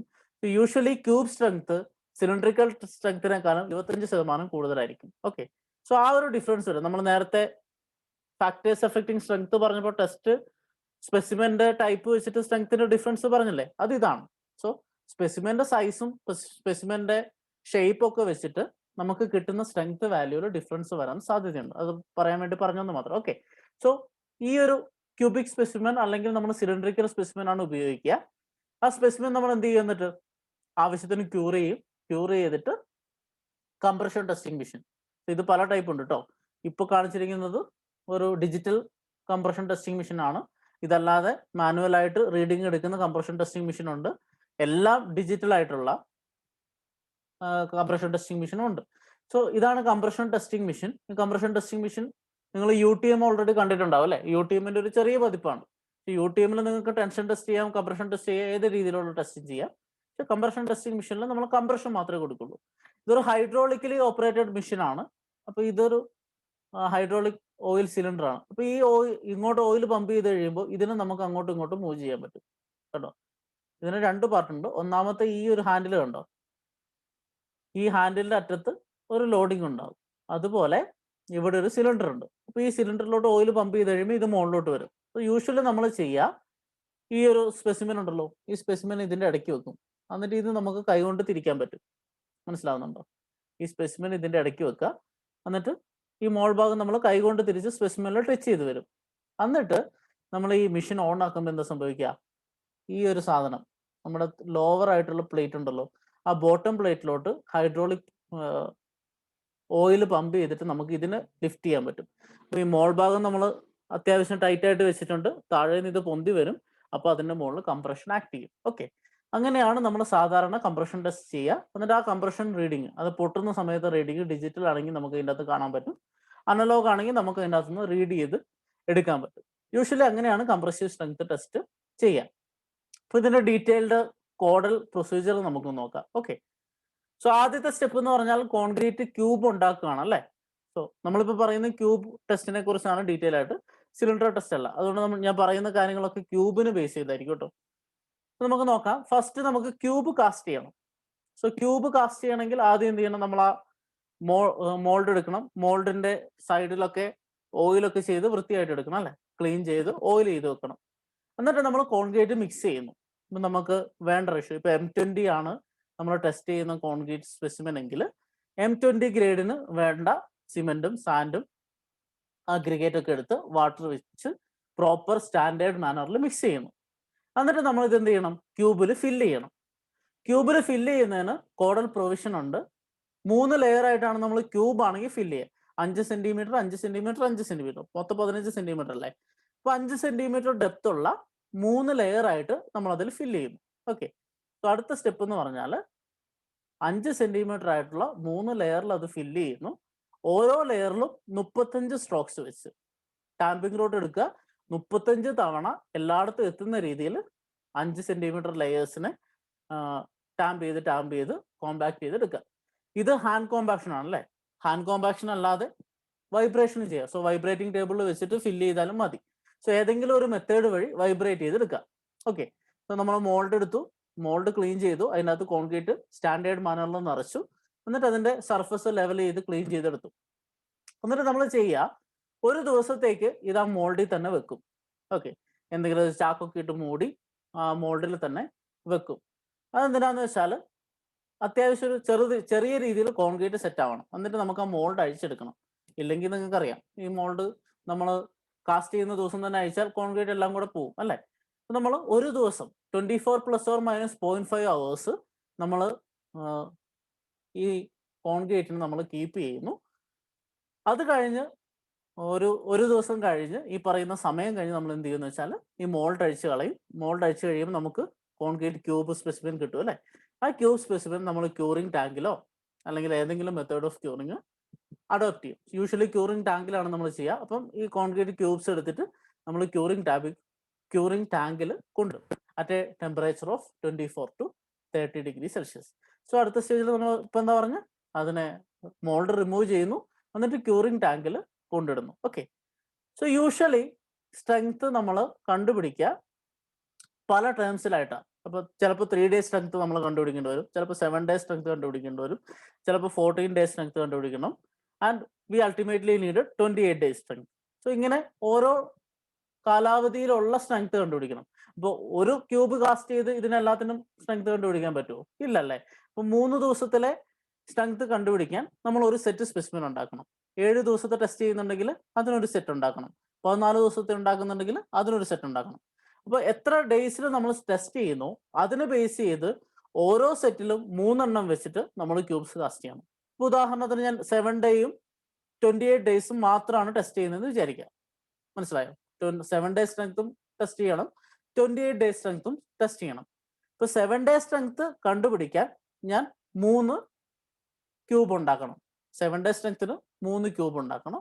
അതുപോലെ 28 days സ്ട്രെങ്ത് കണ്ടുപിടിക്കാനും 3 ക്യൂബ് ഉണ്ടാക്കണം. അപ്പോൾ ടോട്ടൽ 6 ക്യൂബ് ഉണ്ടാക്കണം. അപ്പോൾ ഓരോ ഡേയ്സിനും അനുസരിച്ച് നമ്മൾ ഓരോ സെറ്റ് ക്യൂബ്സ് കാസ്റ്റ് ചെയ്തിട്ടുണ്ടാവണം. അത് ഇത്രയും ദിവസം അതിൽ ക്യൂർ ചെയ്യണം. ഓക്കെ. സോ ഒരു സെറ്റിന് 3 ക്യൂബ്സ് വെച്ചിട്ട് നമ്മൾ ഉണ്ടാക്കുന്നു. അതിനുശേഷം ക്യൂറിംഗ് ഒക്കെ കഴിഞ്ഞ് കഴിഞ്ഞാൽ ഇത് പുറത്തെടുക്കുക. ക്യൂറിംഗ് ഒക്കെ കഴിഞ്ഞ് പുറത്തെടുത്തിട്ട് ഓരോ ക്യൂബ്സ് ആയിട്ട് എടുക്കുക. ഓരോ ക്യൂബ്സ് ആയിട്ട് എടുത്തിട്ട് നമ്മൾ കംപ്രഷൻ ടെസ്റ്റിംഗ് മെഷീനിൽ കൊണ്ടുവെക്കുക. ഓക്കെ. ഞാൻ നേരത്തെ പറഞ്ഞ പോലെ ഇതിന്റെ മുകളിൽ ബോട്ടം പ്ലേറ്റിന്റെ മുകളിൽ നമ്മൾ ക്യൂബ് വെക്കും. എന്നിട്ട് ഈ ഒരു ഹാൻഡിൽ തിരിച്ചിട്ട് ആ മുകളിലത്തെ പ്ലേറ്റ് ഉണ്ടല്ലോ അത് ഇതിനോട് ടച്ച് ചെയ്ത് വെക്കും. ഇങ്ങനെ വെക്കുമ്പോൾ ശ്രദ്ധിക്കേണ്ട കാര്യം, നമ്മൾ കാസ്റ്റ് ചെയ്ത ഡയറക്ഷനിലല്ല ക്യൂബ് വെക്കുക. കാസ്റ്റ് ചെയ്ത ഡയറക്ഷൻ എന്ന് ഉദ്ദേശിക്കുന്നത് എന്താ?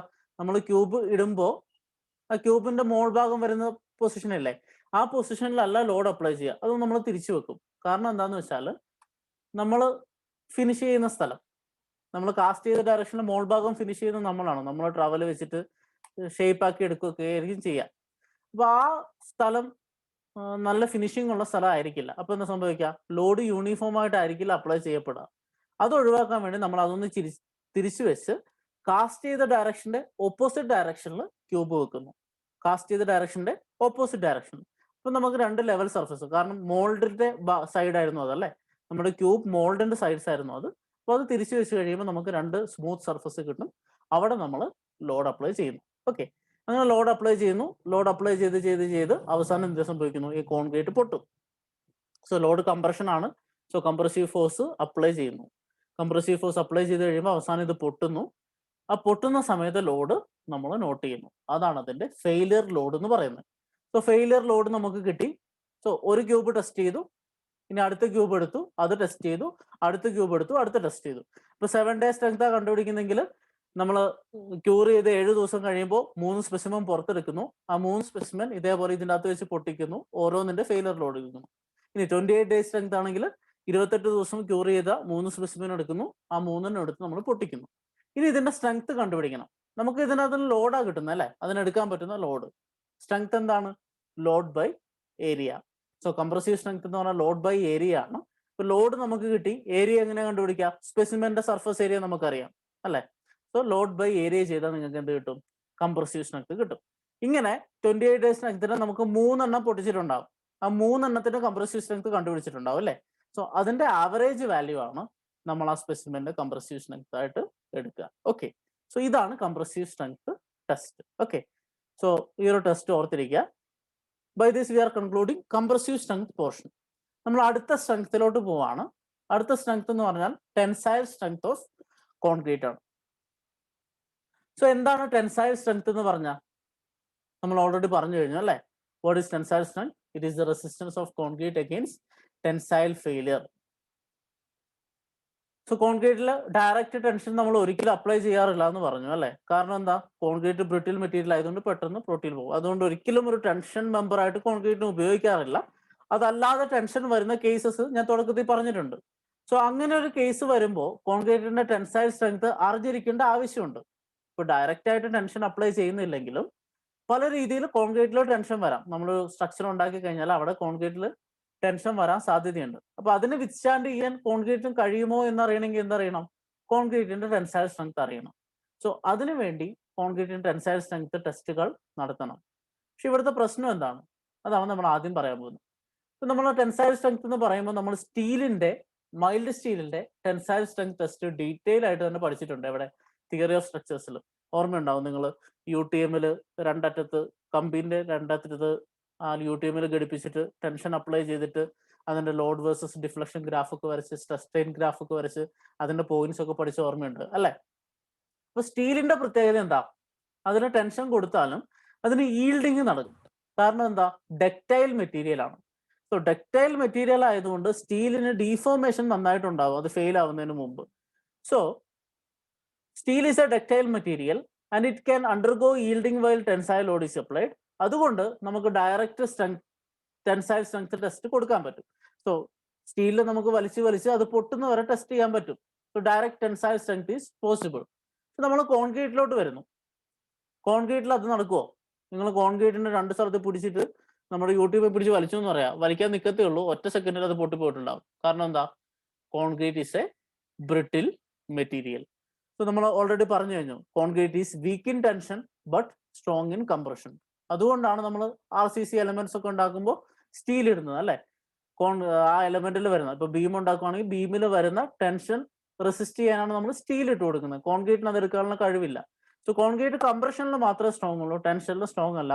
അപ്പൊ അതുകൊണ്ട് നമുക്ക് ഡയറക്റ്റ് ആയിട്ട് ലോഡ് അപ്ലൈ ചെയ്ത് ടെൻസൈൽ ലോഡ് അപ്ലൈ ചെയ്തിട്ട് അതിന്റെ ടെൻസൈൽ സ്ട്രെങ്ത് കണ്ടുപിടിക്കാൻ പറ്റത്തില്ല. ഓക്കെ, സോ ബ്രിട്ടിൽ മെറ്റീരിയൽ ആണ്, അതുകൊണ്ട് ഡയറക്റ്റ് ടെൻസൈൽ സ്ട്രെങ്ത് ടെസ്റ്റ് പറ്റില്ല. പകരം എന്ത് ചെയ്യണം? ഇൻഡയറക്റ്റ് മെത്തേഡ്സ് ആണ് അല്ലേ? അപ്പോൾ ടെൻസൈൽ സ്ട്രെങ്ത് അറിയണമെങ്കിൽ നമ്മൾ ഇൻഡയറക്റ്റ് ആയിട്ട് പല മെത്തേഡ്സ് ഉപയോഗിക്കും. അത് ഒന്നാമത്തെ മെത്തേഡ് എന്ന് പറഞ്ഞാൽ കോൺക്രീറ്റിൽ നമുക്ക് കംപ്രഷൻ ടെസ്റ്റ് നടത്താൻ പറ്റുമെന്ന് നമുക്ക് മനസ്സിലായി.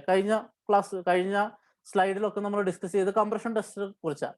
സോ ഒരു റൂൾ ഉണ്ട്, ഒരു എക്സ്പെരിമെന്റൽ ലോ അനുസരിച്ച് ഈ കംപ്രഷൻ ടെസ്റ്റ് നടത്തി അതിന്റെ 10% എടുത്താൽ അതിനെ നമ്മൾ ടെൻസൈൽ സ്ട്രെങ്ത് ആയിട്ട് എടുക്കാറുണ്ട്. Okay, so compression strength test നടത്താം, നമ്മൾ നേരത്തെ ഡിസ്കസ് ചെയ്ത പോലെ. ആ കംപ്രഷൻ ടെസ്റ്റ് നടത്തി കഴിഞ്ഞ് അതിന്റെ 10% സ്ട്രെങ്ത് ആയിട്ട് ടെൻസൈൽ സ്ട്രെങ്ത് എടുക്കാറുണ്ട്. അത് ഒന്നാമത്തെ മെത്തേഡ്. രണ്ടാമത്തെ മെത്തേഡ് എന്ന് പറഞ്ഞാൽ split tensile strength. So split tensile strength test എന്ന് പറഞ്ഞൊരു ടെസ്റ്റ് നടത്തും. ആ ടെസ്റ്റ് വഴിയും നമ്മൾ കോൺക്രീറ്റിന്റെ ടെൻസൈൽ സ്ട്രെങ്ത് ഇൻഡയറക്റ്റ് ആയിട്ട് കണ്ടുപിടിക്കും. സോ ആ ടെസ്റ്റിനെ കുറിച്ചാണ് നമ്മൾ ഡീറ്റെയിൽഡ് ആയിട്ട് ഈ സെഷനിൽ കാണാൻ പോകുന്നത്. So split tensile strength of concrete. Okay, so split tensile strength എന്ന് പറഞ്ഞാൽ it is conducted to indirectly find the tensile strength of concrete by applying a compressive load. ഞാൻ പറഞ്ഞു ടെൻസൈൽ ലോഡ് ഡയറക്റ്റ് ആയിട്ട് അപ്ലൈ ചെയ്യാൻ പറ്റില്ല, concrete പൊട്ടിപ്പോകും. ഇപ്പൊ ഇവിടെ നമ്മൾ ചെയ്യുന്നത് കോൺക്രീറ്റിന്റെ മുകളിൽ കംപ്രസീവ് ലോഡ് അപ്ലൈ ചെയ്യും. കോൺക്രീറ്റിന്റെ മുകളിൽ കംപ്രസീവ് ലോഡ് അപ്ലൈ ചെയ്തിട്ട് കോൺക്രീറ്റിന്റെ സെക്ഷനിൽ ടെൻഷൻ വരും. ആ ഒരു രീതിയിലാണ് ഈ സ്പ്ലിറ്റ് ടെൻസൈൽ സ്ട്രെങ്ത് നമ്മൾ അതിന്റെ പ്രിൻസിപ്പിൾ ആയിട്ട് എടുക്കുക. അതിനുള്ള അപ്പാരറ്റസ് നമുക്ക് നോക്കാം ആദ്യം. സ്പ്ലിറ്റ് ടെൻസൈൽ സ്ട്രെങ്ത്തിന് സാധാരണ നമ്മൾ ഉപയോഗിക്കുന്നത് സിലിണ്ടറിക്കൽ സ്പെസിമെൻ ആണ്. നിങ്ങൾ ജസ്റ്റ് കംപ്രസീവ് സ്ട്രെങ്ത്തിന് നമ്മളൊരു സ്പെസിമെന്റെ കാര്യം പറഞ്ഞിരുന്നു അല്ലെ? ഒന്നെങ്കിൽ ക്യൂബ് അല്ലെങ്കിൽ സിലിണ്ടർ വെച്ചാൽ ചെയ്യാം. സ്പ്ലിറ്റ് ടെൻസൈൽ സ്ട്രെങ്ത്തിന് നമ്മൾ ഉപയോഗിക്കുന്നത് അതേ സിലിണ്ടർ തന്നെയാണ്. 150 × 300 150 mm ഡയമീറ്റർ ഉള്ള 300 mm ലെങ്ത് ഉള്ള സ്പെസിമെൻ ആണ് നമ്മൾ ഉപയോഗിക്കുക. സോ സിലിണ്ടറിക്കൽ മോൾഡിലുള്ള കാസ്റ്റ് ചെയ്തെടുത്ത സ്പെസിമെൻസ് ആണ് നമ്മൾ സ്പ്ലിറ്റ് ടെൻസൈൽ സ്ട്രെങ്ത്തിന് ഉപയോഗിക്കുക. എന്നിട്ട് ഇത് നമ്മൾ കംപ്രഷൻ ടെസ്റ്റിംഗ് മെഷീനിൽ തന്നെയാണ് ടെസ്റ്റ് ചെയ്യുക. നമുക്ക് ആ ടെസ്റ്റ് സെറ്റപ്പ് ഒന്ന് നോക്കാം. ഇത് കണ്ടോ, ഇതാണ് കംപ്രഷൻ ടെസ്റ്റിംഗ് മെഷീൻ. അതിന്റെ അപ്പർ പ്ലേറ്റ്, ലോവർ പ്ലേറ്റ്, അതിന്റെ ഇടയ്ക്ക് നമ്മൾ ഹൊറിസോണ്ടൽ ആയിട്ടാണ് ഈ ക്യൂബിനെ വെക്കുക. കംപ്രഷൻ ടെസ്റ്റ് ചെയ്യുന്ന സമയത്ത് ഇങ്ങനെയല്ല വെക്കുക. ഈ ചിത്രത്തിൽ കാണുന്നുണ്ടല്ലോ, ഇതുപോലെ വെർട്ടിക്കൽ ആയിട്ടാണ് വെക്കുക. വെർട്ടിക്കൽ ആക്കിയിട്ട് വെച്ചിട്ടാണ് ലോഡ് അപ്ലൈ ചെയ്യുക. Versus in split tensile strength it is placed diametrically, അതായത് ഈ ഒരു രീതിയിൽ ഹൊറിസോണ്ടൽ ആയിട്ട് കിടത്തിയിട്ടാണ് നമ്മൾ രണ്ട് പ്ലേറ്റിന്റെ ഇടയിൽ വെക്കുക. ആ ഒരു വ്യത്യാസം നോട്ട് ചെയ്യുക. അപ്പൊ ഇങ്ങനെ വെച്ച് ലോഡ് അപ്ലൈ ചെയ്യുമ്പോൾ ഇത് പൊട്ടുന്ന സ്റ്റൈൽ ഉണ്ടാവും. ഇത് കൃത്യം 2 പീസായിട്ട് നമുക്ക് കിട്ടും. കൃത്യം നടുക്കൂടെ ഇങ്ങനെ പൊട്ടി 2 പീസായിട്ട് അലോങ് ദ ഡയമീറ്റർ അത് പൊട്ടി 2 ഹാഫായിട്ട് നമുക്ക് കിട്ടും. അങ്ങനെയാണ് സ്പ്ലിറ്റ് ടെൻസൈൽ സ്ട്രെങ്ത്തിന്റെ ഫെയിലിയർ സ്പെസിമെൻ വരിക. അപ്പൊ നമുക്കറിയാം അതിനെ സ്പ്ലിറ്റ് ചെയ്തു അല്ലെ, എൻ്റയർ സിലിണ്ടറിനെ സ്പ്ലിറ്റ് ചെയ്തു. അതുകൊണ്ടാണ് ഇതിനെ സ്പ്ലിറ്റ് ടെൻസൈൽ സ്ട്രെങ്ത് എന്ന് തന്നെ വിളിക്കുന്നത്. അപ്പൊ നമ്മൾ ലോഡ് അപ്ലൈ ചെയ്ത് കഴിയുമ്പോൾ എന്താ സംഭവിക്കുന്നത്? ആക്ച്വലി കംപ്രഷൻ ആണ് ഇവിടെ അപ്ലൈ ചെയ്യുന്നത് അല്ലെ. സാധാരണ കംപ്രസീവ് സ്ട്രെങ്ത് പോലെ നമ്മൾ അമർക്കുക ചെയ്യുന്നത്. അമർത്തുന്ന സമയത്ത് കംപ്രഷൻ ആണ് അപ്ലൈ ചെയ്യുന്നത് അല്ലെ. സോ ഈ കംപ്രഷൻ അപ്ലൈ ചെയ്യുമ്പോൾ ഇവിടെ നോക്കുക, ഇതൊരു അതിൻ്റെ ഒരു സ്ട്രെസ് അനാലിസിസ് ആണ്. ഇതിന്റെ ഏതെങ്കിലും ഒരു പോർഷനിൽ ഒരു മെമ്പർ എടുക്കുക, എലമെന്റ് എടുക്കുക. അപ്പൊ ഇവിടെ എവിടെയെങ്കിലും ഉള്ള ഒരു ചെറിയ എലമെന്റ് എടുക്കുക. ആ എലമെന്റിൽ വരുന്ന സ്ട്രെസ്സസ് എങ്ങനെയായിരിക്കും? സോ മുകളിലോട്ടും താഴോട്ടും അതിൽ കംപ്രഷനാണ് വരുന്നത് അല്ലെ. ഇങ്ങനെ പിടിച്ച് അമർത്തുന്ന സമയത്ത് മുകളിലോട്ടും താഴോട്ടും കംപ്രഷൻ വരുന്നു. പക്ഷെ സൈഡ് വേസ് എന്താ സംഭവിക്കുന്നത്? ഇങ്ങനെ പിടിച്ച് അമർത്തുമ്പോൾ സൈഡ് വേസിൽ അതിന് നടക്കുന്ന എന്താണ്? ടെൻഷനാണ്. കണ്ടോ, ഈ 2 ആരോസം കൊണ്ട് പോകുന്നത് നോക്കി, സിഗ്മ സെഡ് എന്ന് എഴുതിയേക്കുന്നത്. ഇങ്ങനെ പിടിച്ച് വലിക്കാണ് അല്ലേ. സോ ടെൻഷനാണ് സംഭവിക്കുന്നത്. അങ്ങനെ ഒരുപാട് എലമെന്റ്സ് അലോങ് ദ ഡയമീറ്റർ ഉണ്ടാവില്ലേ. ഈ ഒരു ലൈനിൽ ഇവിടെ ഒരു എലമെന്റ് ഉണ്ട്, അതിനെ 2 സൈഡിലോട്ട് പിടിച്ച് വലിക്കുന്നു. ഇവിടെ ഒരു എലമെന്റ് ഉണ്ട്, അതിനെ 2 സൈഡിലോട്ട് പിടിച്ച് വലിക്കുന്നു. ഇങ്ങനെ ഈ എൻ്റയർ ലൈനിൽ, എൻ്റയർ ഡയമീറ്ററിൽ ഉള്ള എല്ലാ പാർട്ടിക്കിൾസും എല്ലാ ലെയറിലും ഇങ്ങനെ 2 വശത്തോട്ടൊരു ടെൻസൈൽ സ്ട്രെസ് ഡെവലപ്പ് ചെയ്യും. സോ ഇവിടെ നമ്മൾ ആക്ച്വലി എന്താ ചെയ്യുന്നത്? കംപ്രഷൻ കൊടുത്ത് ഈ ഒരു സിലിണ്ടറിന്റെ അകത്ത് നമ്മൾ ടെൻഷൻ ക്രിയേറ്റ് ചെയ്യുന്നു. അങ്ങനെയാണ് നമ്മൾ ഇതിൻ്റെ അകത്ത് എന്ത് കണ്ടുപിടിക്കുക? ടെൻസൈൽ സ്ട്രെങ്ത് കണ്ടുപിടിക്കുക. സോ ഇതിന്റെ സ്ട്രെസ് ഡിസ്ട്രിബ്യൂഷൻ ഒക്കെ ഇവിടെ കാണാം. ഇതൊക്കെ നിങ്ങളുടെ ഇൻഫർമേഷൻ വെച്ചതേ ഉള്ളൂ, നിങ്ങൾക്ക് അറിഞ്ഞിരുന്നാൽ മാത്രം മതി. സോ ഈ ഒരു പോർഷനിലെ ടെൻഷനാണ്, മുകളിലും താഴെയും മാത്രം ചെറിയ തോതിൽ കംപ്രഷൻ വരുന്നു. നിങ്ങൾ അറിഞ്ഞിരിക്കേണ്ട കാര്യം ഇതാണ്, നമ്മൾ കംപ്രസീവ് ഫോഴ്സ് അപ്ലൈ ചെയ്യുന്നു, അതിൻ്റെ ഉള്ളിൽ ടെൻഷൻ ക്രിയേറ്റ് ചെയ്യുന്നു. Okay, so we apply compressive load, tensile stresses develop along the diameter. So ആ ടെൻസൈൽ സ്ട്രെങ്ത് നമ്മൾ മെഷർ ചെയ്ത് കഴിയുമ്പോൾ കിട്ടുന്ന വാല്യൂ ആണ് സ്പ്ലിറ്റ് ടെൻസൈൽ സ്ട്രെങ്ത്. അതിന്റെ ഇക്വേഷൻ 2p/π/LD. സോ 2p/π/LD എന്നാണ് ആ ഇക്വേഷൻ. ഇതിൽ പി എന്ന് പറഞ്ഞാൽ ഫെയിലിയർ ലോഡ്. നമ്മളിങ്ങനെ ലോഡ് അപ്ലൈ ചെയ്ത് കഴിയുമ്പോൾ പൊട്ടുന്ന സമയത്തുള്ള load, that is failure load. L എന്ന് പറഞ്ഞാൽ സ്പെസിമെന്റെ ലെങ്ത്, ഡി എന്ന് വെച്ചാൽ ആ സ്പെസിമെന്റെ ഡയമീറ്റർ. ഓക്കെ, സോ 2p/π/LD എന്നുള്ള സിമ്പിൾ ഇക്വേഷൻ വഴിയാണ് നമ്മൾ സ്പ്ലിറ്റ് ടെൻസൈൽ സ്ട്രെങ്ത് കണ്ടുപിടിക്കുക. ഇനി ഇതിന്റെ പ്രൊസീജിയർ ഒന്ന് പെട്ടെന്ന് നോക്കാം. സോ ഇതാണ് എക്സ്പെരിമെന്റൽ സെറ്റപ്പ്, നിങ്ങൾ കാണുന്നുണ്ടല്ലോ അല്ലെ. സോ ഇത് നമ്മുടെ കംപ്രഷൻ ടെസ്റ്റിംഗ് മെഷീൻ ആണ്. അതിൽ നമ്മൾ കിടത്തി വെച്ചിട്ടുണ്ട് നമ്മുടെ സ്പെസിമെൻ. എന്നിട്ട് ഈ മോൾ ഭാഗം അതിനോട് ടച്ച് ചെയ്ത് വെക്കുന്നു, കംപ്രസീവ് ഫോഴ്സ് അപ്ലൈ ചെയ്യുന്നു. സെയിം മെത്തേഡാണ് കംപ്രഷൻ ടെസ്റ്റിന്റെ. നമുക്ക് നോക്കാം. ആദ്യം സ്പെസിമെൻ പ്രിപ്പയർ ചെയ്യണം അല്ലേ. സോ മോൾഡ് എടുത്തു, മോൾഡിന്റെ ഉള്ളൊക്കെ നീറ്റായിട്ട് ക്ലീൻ ചെയ്തു, ഓയിൽ ചെയ്തു, എന്നിട്ട് നമ്മൾ സ്പെസിമെൻ ടെസ്റ്റ് ചെയ്യാൻ പോകുന്നു. സോ സ്പെസിമെൻ ടെസ്റ്റ് ചെയ്യാൻ പോകുമ്പോൾ കോൺക്രീറ്റ് ഫില്ല് ചെയ്യേണ്ടത് സ്റ്റാൻഡേർഡ് മാനറിലാണ്. നമ്മൾ നേരത്തെ ക്യൂബിന്റെ കാര്യം പറഞ്ഞു. സോ ക്യൂബിന്റെ കാര്യം പറഞ്ഞതുപോലെ സിലിണ്ടറിനും ഒരു സ്റ്റാൻഡേർഡ് മെത്തേഡ് ഉണ്ട് ആസ് പെർ IS കോഡ്. നമ്മൾ 5 സെന്റിമീറ്റർ 5 സെന്റിമീറ്റർ 5 സെന്റിമീറ്റർ ലെയേഴ്സ് ആയിട്ടാണ് ഇത് നിറയ്ക്കേണ്ടത്. സോ 30 സെന്റിമീറ്റർ ഹൈറ്റ് ഉള്ളതിൽ 5 സെന്റിമീറ്റർ 5 സെന്റിമീറ്റർ ലെയർ ആയിട്ട് നിറയ്ക്കുക. അതിൽ ഓരോ ലെയറിലും 30 സ്ട്രോക്കാണ് കൊടുക്കേണ്ടത്. നേരത്തെ 35 സ്ട്രോക്ക് ആയിരുന്നു, ഇവിടെ 30 സ്ട്രോക്സ് വെച്ച് കൊടുക്കുക. സോ 5 സെന്റിമീറ്റർ ലെയർ ആയിട്ട് നിറയ്ക്കുക, 30 സ്ട്രോക്സ് ആയിട്ട് നിറയ്ക്കുക. ഇതല്ലാതെ നിങ്ങൾക്ക് വൈബ്രേഷൻ ടേബിളോ വൈബ്രേറ്റിംഗ് ടേബിളിലോ വെച്ചിട്ട് ഈ ടെസ്റ്റ് ചെയ്യാവുന്നതാണ്. ഓക്കെ, ഒന്നെങ്കിൽ മാനുവൽ കോമ്പാക്ഷൻ അല്ലെങ്കിൽ വൈബ്രേഷൻ, ഏതെങ്കിലും ഒന്ന് ഏതെങ്കിലും ഒരു മെത്തേഡ് അപ്ലൈ ചെയ്തിട്ട് നിങ്ങൾക്ക് കോമ്പാക്ട് ചെയ്യാം. So first stage specimen preparation ആണ്. സ്പെസിമെൻ പ്രിപ്പറേഷൻ ഈ പറഞ്ഞതുപോലെ ഏതെങ്കിലും ഒരു സ്റ്റാൻഡേർഡ് മെത്തേഡ് ഉപയോഗിച്ച് നമ്മൾ വൈബ്രേറ്റ് ചെയ്തോ ഹാൻഡ് കോമ്പാക്ഷൻ വഴിയോ കോമ്പാക്ട് ചെയ്തെടുക്കുന്നു. എന്നിട്ട് പ്രോപ്പറായിട്ട് ക്യൂർ ചെയ്യുന്നു. നമ്മൾ എത്ര ദിവസത്തിലാണ് ടെസ്റ്റ് ചെയ്യുന്നതിനനുസരിച്ച് ക്യൂറിങ് നടത്തുന്നു. ക്യൂറിങ് നടത്തി കഴിഞ്ഞ് ഈ പറഞ്ഞ പോലെ, നേരത്തെ പറഞ്ഞ പോലെ തന്നെ ഒരു ദിവസം നമ്മൾ സെറ്റ് ചെയ്യാൻ വെക്കും. സെറ്റ് ചെയ്യാൻ വെച്ച് കഴിഞ്ഞിട്ട് നമ്മൾ മോൾഡൊക്കെ റിമൂവ് ചെയ്യുന്നു. മോൾഡൊക്കെ റിമൂവ് ചെയ്ത് സ്പെസിമെൻ മാത്രം എടുത്തിട്ട് ക്യൂറിംഗ് ടാങ്കിൽ വെച്ച് ക്യൂർ ചെയ്യുന്നു. എന്നിട്ട് ക്യൂറിംഗ് ഒക്കെ കഴിഞ്ഞ് പ്രോപ്പർ ക്യൂറിംഗ് കഴിഞ്ഞിട്ട് നമ്മളിത് കംപ്രഷൻ ടെസ്റ്റിംഗ് മെഷീനിൽ ഈ പറഞ്ഞതുപോലെ കൊണ്ടുവെക്കുന്നു. ഈ പറഞ്ഞ പോലെ എന്ന് വെച്ചാൽ എന്താ, ഹൊറിസോണ്ടലി ആണ് വെക്കേണ്ടത്, നേരെ കുത്തനെ വെക്കരുത്, ഹൊറിസോണ്ടൽ ആയിട്ട് വെക്കുക. എന്നിട്ട് പ്രോപ്പർ പൊസിഷനിലായി കഴിഞ്ഞാൽ നമ്മൾ എന്ത് ചെയ്യുക, ലോഡ് അപ്ലൈ ചെയ്യാൻ തുടങ്ങുക. സോ ലോഡ് അപ്ലൈ ചെയ്യുന്ന സമയത്ത് ഇതൊരു ലൈൻ ലോഡായിട്ട് കൃത്യമായിട്ട് അപ്ലൈ ചെയ്യാൻ വേണ്ടി നമ്മൾ അതിന്റെ മുകളിലും താഴെയും 2 ബിയറിംഗ് പ്ലേറ്റ്സ് വെക്കും. മനസ്സിലായോ? ഈ ഒരു സ്പെസിമെൻ ഉണ്ടല്ലോ, ഈ സ്പെസിമെനോട് ഡയറക്റ്റ് നമ്മൾ ഈ ലോഡ് അപ്ലൈ ചെയ്യല്ല ചെയ്യുക. ഈ സ്പെസിമെന്റെ താഴെയും ഈ സ്പെസിമെന്റെ മുകളിലും ബിയറിംഗ് പ്ലേറ്റ്സ് വെക്കും. ചിലപ്പോൾ പ്ലൈവുഡിന്റെ കഷ്ണമായിരിക്കാം, അങ്ങനെ എന്തെങ്കിലും 2 ബിയറിംഗ് പ്ലേറ്റ്സ് മുകളിലും താഴെയും വെക്കും. എന്നിട്ട് അതിന്റെ മുകളിൽ കൂടിയാണ് ഈ സ്പെസിമെനിലോട്ട് ലോഡ് അപ്ലൈ ചെയ്യുക. Okay, so 2 bearing plates are kept at the top and bottom of the specimen. എന്നിട്ട് നമ്മൾ ലോഡ് അപ്ലൈ ചെയ്യാൻ തുടങ്ങുന്നു. ലോഡ് അപ്ലൈ ചെയ്യുന്നു, ലോഡ് അപ്ലൈ ചെയ്ത് അവസാനം ഇത് എന്ത് സംഭവിക്കും? നമ്മൾ നേരത്തെ കാണിച്ച പോലെ 2ആയിട്ട് സ്പ്ലിറ്റ് ആയിട്ട് ഫെയിൽ ആവും. ആ ഫെയിൽ ചെയ്യുന്ന സമയത്ത് ലോഡ് കാൽക്കുലേറ്റ് ചെയ്യുന്നു. ഡിജിറ്റൽ ആണെങ്കിൽ ഡിജിറ്റലിൽ ലോഡ് എഴുതി കാണിക്കും, അനലോഗ് ആണെങ്കിൽ നമ്മൾ റീഡ് ചെയ്തെടുക്കണം. സോ ആ ലോഡ് നമ്മൾ എടുക്കുന്നു. That load, if you know the load, you can find the split tensile strength. Split tensile strength is equal to 2p by pi LD, where p is the failure load, L is the specimen length, D is the diameter of specimen. So നമ്മൾ compressive force apply ചെയ്ത് ഇവിടെ നിന്ന് indirect ആയിട്ട് tensile strength, split tensile strength കണ്ടുപിടിക്കുന്നു. ഇത് ബ്രസീലിൽ കണ്ടുപിടിച്ചുകൊണ്ട് ഇതിന് ബ്രസീലിയൻ ടെസ്റ്റ് എന്നും വിളിക്കാറുണ്ട്. Okay, so with this we are concluding the second portion, that is the tensile strength by split tensile strength test. അടുത്ത നമ്മൾ ലാസ്റ്റ് സ്ട്രെങ്ത്തിലേക്ക് പോവുകയാണ്. That is nothing but the flexural strength of concrete. എന്താണ് flexural strength? നിങ്ങൾക്ക് അറിയാം അല്ലെ? കോൺക്രീറ്റിൽ load apply ചെയ്യുമ്പോൾ കോൺക്രീറ്റ് ബെൻഡ് ചെയ്യും. അങ്ങനെ ബെൻഡ് ചെയ്ത് അതിന് താങ്ങാൻ പറ്റാത്ത ലോഡാകുമ്പോൾ അത് പൊട്ടിപ്പോകും അല്ലെ? സോ ആ പൊട്ടൽ, ആ ഫെയിലിയർ റെസിസ്റ്റ് ചെയ്യാനുള്ള കോൺക്രീറ്റിന്റെ capacity is known as flexural strength. The resistance of concrete against bending or flexural failure is its flexural strength. Okay, so flexural strength ന്റെ കാര്യം പറയുന്ന സമയത്ത് നമ്മൾ ജസ്റ്റ് ഒന്ന് തിയറി ഓഫ് സ്ട്രക്ചേഴ്സിലോട്ട് ഒന്ന് ഓടിച്ചു പോവാം. തിയറി ഓഫ് സ്ട്രക്ചേഴ്സിന്റെ 4th മൊഡ്യൂളിൽ നമ്മൾ ഡീറ്റെയിൽ ആയിട്ടൊരു കാര്യം പഠിച്ചിട്ടുണ്ട്, സിമ്പിൾ ബെൻഡിങ് ഇക്വേഷൻ അല്ലേ? സോ അതൊന്ന് നമ്മൾ റീകോൾ ചെയ്തെടുക്കുകയാണ്.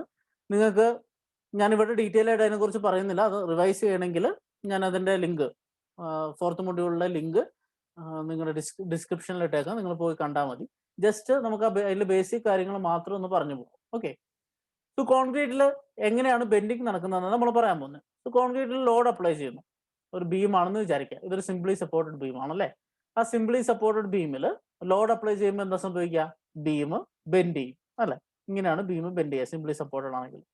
സോ ബീം ബെൻഡ് ചെയ്യുമ്പോൾ എന്ത് സംഭവിക്കും? ഈ ഒരു വര നിങ്ങൾക്കറിയാം, ഈ ലൈനിൽ നമ്മൾ വിളിക്കുന്ന പേരെന്താണ്?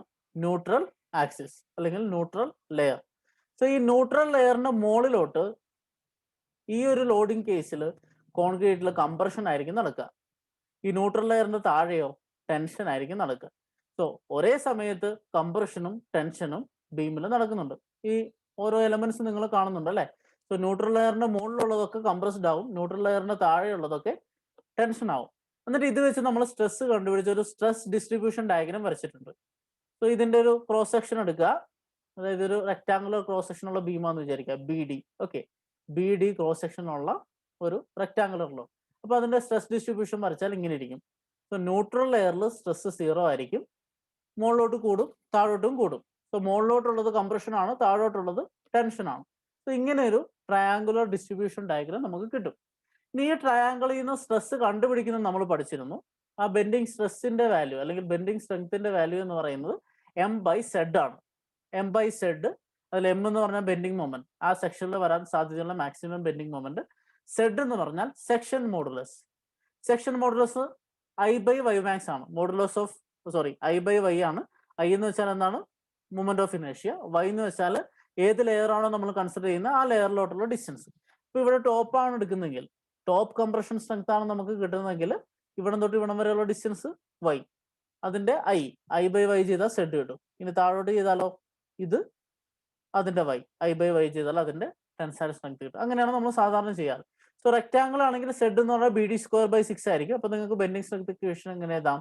6M/BD² എന്ന് എഴുതാം. ഓക്കെ, ഇത് ജസ്റ്റ് ഒന്ന് റീകോൾ ചെയ്യുക. അതുകൊണ്ടാണ് ഞാൻ പെട്ടെന്ന് പറഞ്ഞു പോയത്. നിങ്ങൾക്ക് ആവശ്യമെങ്കിൽ you can go back to theory of structures and refer to that. So ഈ ഒരു പ്രിൻസിപ്പിൾ വെച്ചാണ് നമ്മൾ ഫ്ലെക്ചറൽ സ്ട്രെങ്ത് കണ്ടുപിടിക്കുക, ഈ ഒരു ഇക്വേഷൻ വെച്ചിട്ട്. സോ ബെൻഡിങ് സ്ട്രെങ്ത് എന്ന് പറഞ്ഞാൽ M/Z ആണ്. ഇപ്പൊ നിങ്ങൾക്ക് ഇവിടെ നോക്കിയപ്പോൾ മനസ്സിലായി, ബീമിൽ ബെൻഡിങ് നടക്കുന്ന സമയത്ത് അതിൽ കംപ്രഷനും നടക്കുന്നുണ്ട്, ടെൻഷനും നടക്കുന്നുണ്ട് അല്ലെ? സോ ആക്ച്വലി ഫ്ലെക്ചറൽ സ്ട്രെങ്ത് ഡിറ്റർമൈൻ ചെയ്താൽ നമുക്ക് എന്ത് മനസ്സിലാക്കാൻ പറ്റും? കോൺക്രീറ്റിന്റെ ടെൻസൈൽ സ്ട്രെങ്ത്തും കണ്ടുപിടിക്കാൻ പറ്റും. നേരത്തെ പറഞ്ഞ 2 മെത്തേഡിന്റെ കൂടെ ഇൻഡയറക്റ്റ് ആയിട്ട് കോൺക്രീറ്റിന്റെ ടെൻസൈൽ സ്ട്രെങ്ത് കണ്ടുപിടിക്കാൻ നമുക്ക് ഫ്ലെക്ചറൽ സ്ട്രെങ്ത് ടെസ്റ്റും ഉപയോഗിക്കാൻ പറ്റും. Okay, so finding the bending strength indirectly gives an idea about the tensile strength of concrete. So ഈ കാര്യങ്ങളൊക്കെ നിങ്ങളുടെ അറിവിലേക്ക് പറയുന്നതേ ഉള്ളൂ. നിങ്ങൾക്ക് ഇമ്പോർട്ടൻ്റ് ആയിട്ടുള്ളത് എന്താണ് ഫ്ലെക്സുറൽ സ്ട്രെങ്ത്, അതിന്റെ ടെസ്റ്റ് എന്താണെന്നുള്ളത്. സോ നമുക്ക് ടെസ്റ്റിലോട്ട് പോവാം. ഫ്ലെക്സുറൽ സ്ട്രെങ്ത് ടെസ്റ്റ്. ഫ്ലെക്സുറൽ സ്ട്രെങ്ത് ടെസ്റ്റ് ചെയ്യുന്നത് നമ്മൾ മോഡുലസ് ഓഫ് റപ്ചർ എന്ന് പറഞ്ഞൊരു ക്വാണ്ടിറ്റി കണ്ടുപിടിക്കാനാണ്. മോഡുലസ് ഓഫ് റപ്ചർ എന്ന് പേര് കേട്ട് നിങ്ങൾ പേടിക്കൊന്നും വേണ്ട. Modulus of rupture is nothing but the extreme fibre stress.